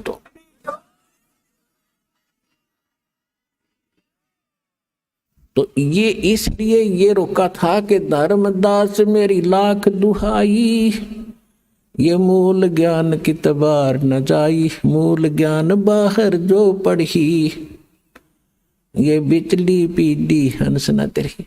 ऐसे ही परमात्मा मिले थे आदरणीय मुल्कदास जी को, आदरणीय दादू साहब जी को, आदरणीय नानक साहिब जी को, आदरणीय गरीबदास गांव छुरानी जिला जज्जर हरियाणा वाले को, आदरणीय गीसा दास साहिब जी गांव खेखड़ा जिला बागपत और उत्तर प्रदेश वाले को, आदरणीय स्वामी रामानंद जी काशी वाले को, और इन सब को प्रतिज्ञा कसम दिवा दी थी कि भाई अभी इस नाम को और इस ज्ञान को लिख दो चौपाई। अब चौपाइयों में क्यों लिखा? चौपाई वैसे भी बता सकते थे, वो तो सारे हिंदी अपनी भाषा तो बोल रहे थे सारे। जानबूझ कर दाता ने इनको गुप्त भाषा में रख दिया, कोड वर्डों में रखा। दास को अबू दीदी के इन रहस्यों को खोलो और आपके रूबरू कर दिया। तो इनसे सबसे कह दिया था कि अभी इसको सार्वजनिक ना करो और तुम उनको सतलोक लेकर गए जहां परमात्मा स्वयं रहते हैं, जहां हम रहा करते थे, जहां जाने के बाद फिर कभी लौटकर संसार में नहीं आते। गीता अध्याय नंबर 15 के श्लोक नंबर 1 से लेकर 4 में गीता ज्ञानदाता कहता है कि अर्जुन, उस परमेश्वर की जानकारी मेरे पास बिल्कुल नहीं है, मैं कंप्लीट नहीं बता सकता। और तत्वदर्शी संत की पहचान बताई है कि ऊपर को जड़ और नीचे को तीनों गुण रूपी शाखा वाले संसार रूपी वृक्ष के सभी भागों को जो बता देगा वो तत्वदर्शी संत होगा। ये पहचान प्रथम पहचान है उसकी कि वो तत्वदर्शी संत होगा जो संसार रूपी उल्टे लटके हुए वृक्ष के सभी विभाग बता देगा। उसके बाद फिर कहते हो उस तत्वदर्शी संत की प्राप्ति के उपरांत परमेश्वर के उस परम पद की खोज करनी चाहिए, जहां जाने के बाद साधक फिर लौटकर कभी संसार में नहीं आते और केवल उसकी भक्ति करो जिसने संसार रूपी वृक्ष की रचना की है, सारे ब्रह्मांडों की रचना की है, सारे संसार की रचना की। तो वो गीता ज्ञान दाता से अन्य है कोई रचनहार भी, और वो जिसकी पूजा करनी चाहिए। और अपनी सतीथि गीता ज्ञानदाता बताता है दूसरे अध्याय के 12वें श्लोक में, चौथे अध्याय के 5 और 9 श्लोक में और 10वें अध्याय के दूसरे श्लोक में कि अर्जुन तेरे और मेरे बहुत जन्म हो चुके हैं, तू नहीं जानता मैं जानता। तो जिसकी जो आपस जन्म मृत्यु में है उसकी पूछ के पुजारी भी वही सतीथि होगी। गीता अध्याय नंबर 15 के श्लोक नंबर 16 और 17 में 2 पुरुष बताए, जहां से स्टार्ट किया था सत्संग अब वही फिनिश कर रहे हैं, अंत कर रहे हैं। 16 और 17 में 2 पुरुष बताए थे, सरपुरुष और अक्षर पुरुष। सरपुरुष ये आप है, अक्षर पुरुष एक सात्संग ब्रह्मांड का स्वामी है और सरपुरुष गीता ज्ञानदाता। इसमें लिखा कि इन दोनों पुरुषों के अंतर्गत ये भी नाशवान, इनके अंतर्गत जितने प्राणी हैं वो भी नाशवान। जीवात्मा तक कुत्ते के देखी बिना मरती वो अलग विषय है। इसलिए बता 15वें अध्याय के 17वें श्लोक में कि वो परमात्मा तो कोई और है इनसे हटकर, और वही सबका पालक है। वही वास्तव में परमात्मा कहा जाता है जो सदा सुखी करे, दुख नहीं देता। तो गीता अध्याय नंबर 18 के श्लोक नंबर 62 में भी स्पष्ट किया है कि अर्जुन तू सर्वभाव से उस परमेश्वर की शरण में जा, उसकी कृपा से तू परम शांति को और सनातन परम धाम को प्राप्त होगा। तो यहां वो सतीथि है बताई है कि गीता अध्याय नंबर 15 के श्लोक नंबर 4 में कि उस परमेश्वर की भक्ति कर तत्वदर्शी संत की प्राप्ति के उपरांत परमेश्वर के उस परम पद की खोज करनी चाहिए, जहां जाने के बाद साधक फिर लौटकर संसार में कभी नहीं आते। तो वो स्थान प्राप्ति के लिए तो वहां इन सभी महापुरुषों को लेकर गए, इन जिनके शुभ नाम दास आप अभी बता रहा था, इन महापुरुषों को सबको ले गए और वहां ले जाकर फिर वापस छोड़ा। फिर इन्होंने जाकर पता किया कि ये बैठा भगवान काशी में धारणक आदरणीय नानक साहिब जी समकालीन थे परमेश्वर कबीर जी के, और उनको सचखंड लेकर गए बेई नदी से और उनको बताया कि ये है आपका स्थान ठीक ठिकाना। और फिर उन्होंने सभी बात जाते हुए कहते भगवान हमें यहीं रख लो। तो परमेश्वर ने कहा कि नहीं, वापस जाओ, मेरे गवाह बनो और भक्ति करके वापस आ सकते हो, जोर जबरदस्ती नहीं कर सकता, मेरा वचन है। तो जब वापस आए तो फिर परमात्मा ने बताया नानक साहिब जी को कि मैं काशी में एक दुल्हा बनकर रहता हूँ, वहां दुल्हे का काम करता हूँ, वहां जाना सतनाम दूंगा। तो नानक साहिब जी तीसरे दिन जब होश में आए, सतलोक से वापस आए, नौकरी त्याग, प्रथम यात्रा, प्रथम उदासी बनारस की काशी की, और वहां जा देखा खड्डी में बैठा कपड़े बुनता हुआ वही परमात्मा सृजनहार सतलोक का मालिक। तब नानक साहब जी ने कहा था, फाई सूरत मुल्क की वेश, ए ठगवाड़ा ठगी देश, खरा सियाणा बोता बार, लोगों धानक रूप रहा करता। आंखों में पानी भर गया और बुरी तरह कहने लगे, देखो रहियो बैठा भगवान, ये ठगवाड़ा, ये अपने आप को छुपाए बैठा है, ये किसी के सामने नहीं आता। ये वहां दुलाए इकट्ठे हो गए, वो नो कही पंजाब का सरदार भी अच्छा है, इसको भगवान बताता नीरू के पुत्र को। किसी ने नहीं मानी। जब परमात्मा ने कहा था, पुण्यात्मा अभी कुछ ना बताओ, यह खाम का व्यर्थ जाएगा आपका ज्ञान, इसको सुनाओ समझाओ, लेकिन इस रहस्य को अभी गुप्त रखो और मैं सतनाम देता हूं, इसका जाप करो। सतनाम आप किसी को नहीं बताना। तो ये थे महापुरुष। नानक साहिब जी ने बैन लगा दिया, स्वयं सतनाम का जाप करते थे 2 अक्षर का। आपको दिखाया था उस जन्म साखी के अंदर नानक साहिब जी की, भाई बाला के और मर्दाना के जब जा रहे थे समुद्र के ऊपर से, तो वो सारी कथा आपको बता रखी है। तो स्वयं तो वो सतनाम जाप करते थे और अन्य को झटका दे दिया कि कोई इसका जाप नहीं करेगा। क्यों? क्योंकि इस बिचली पीढ़ी तक इसको गुप्त रखना था। नित्य नकली संतों के काल के दूत राधा स्वामी से निकली हुई ब्रांचे, और जितने कुमार स्वामी रासाराम जैसे ये दुनिया ने ठगन लाग रहे, आज इनके पास यही ज्ञान होता है, यही मंत्र होते, तो कैसे भिन्नता बताते आज दास आपको। अब परमात्मा ने कहा था कि पहले इनको जाने दे और बकलन दे, नौवा बाई जो बकेंगे, ज्ञान तो इनके पास है नहीं।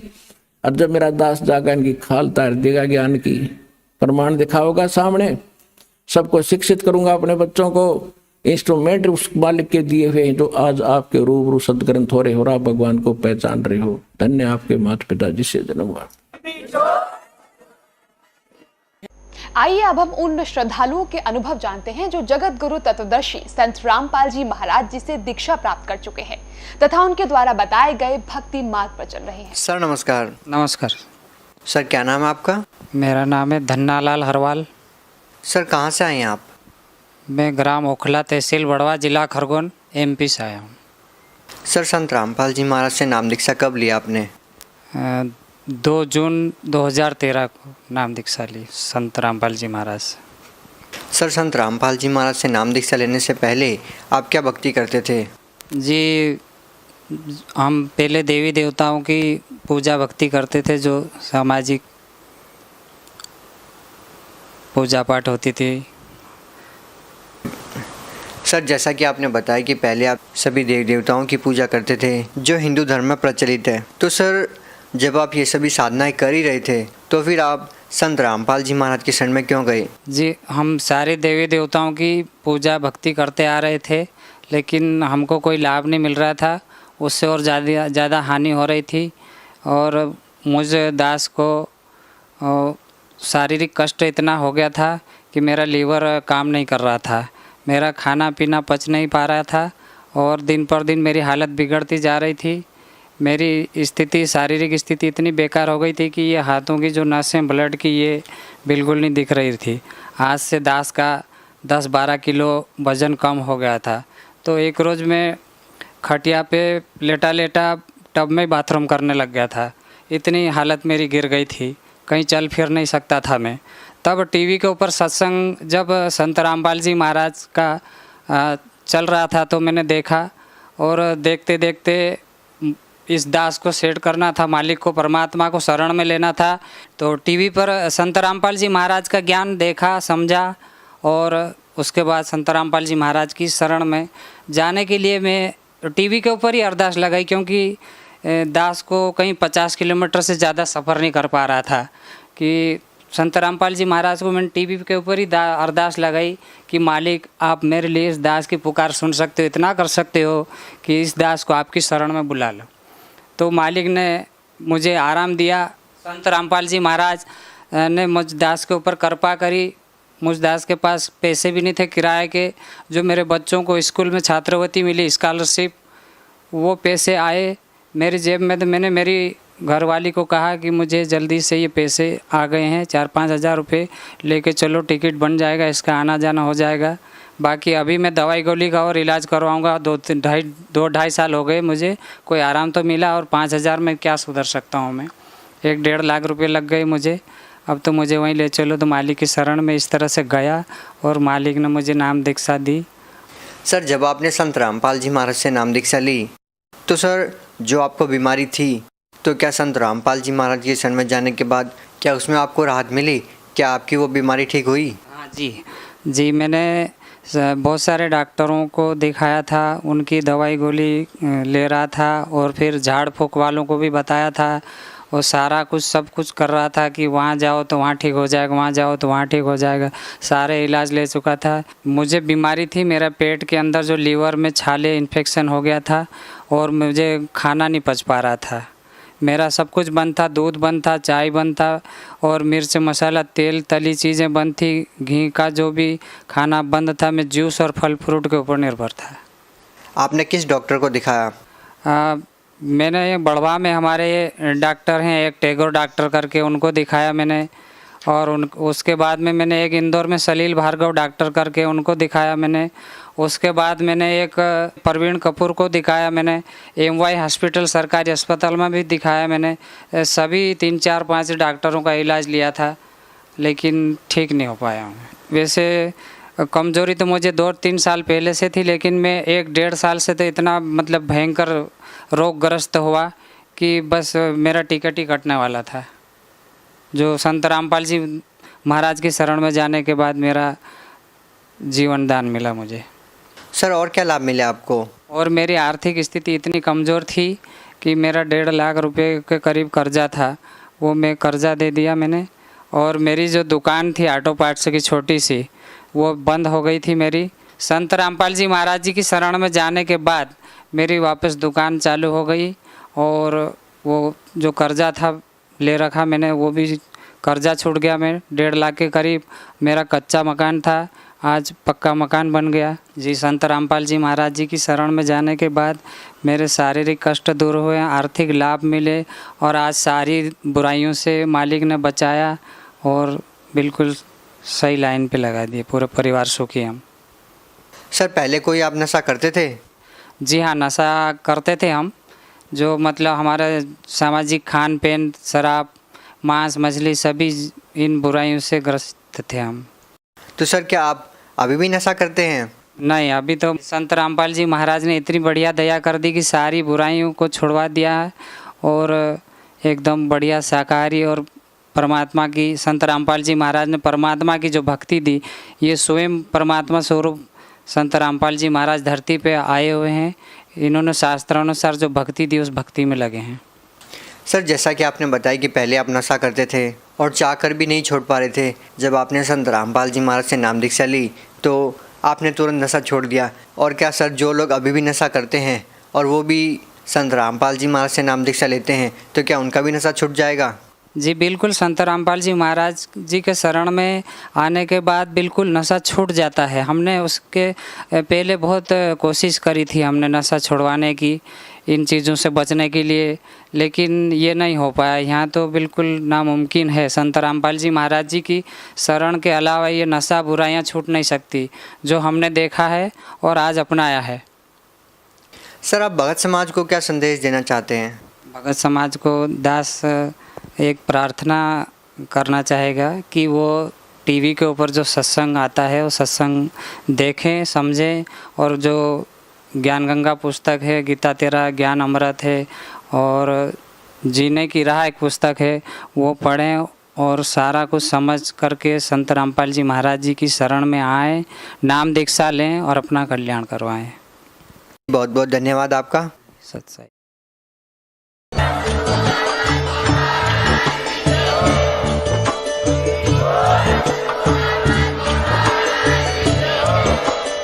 आप सुन रहे थे जगत गुरु तत्वदर्शी संत रामपाल जी महाराज जी के मंगल प्रवचन। अधिक जानकारी के लिए विजिट कीजिए हमारी वेबसाइट www.jagatguru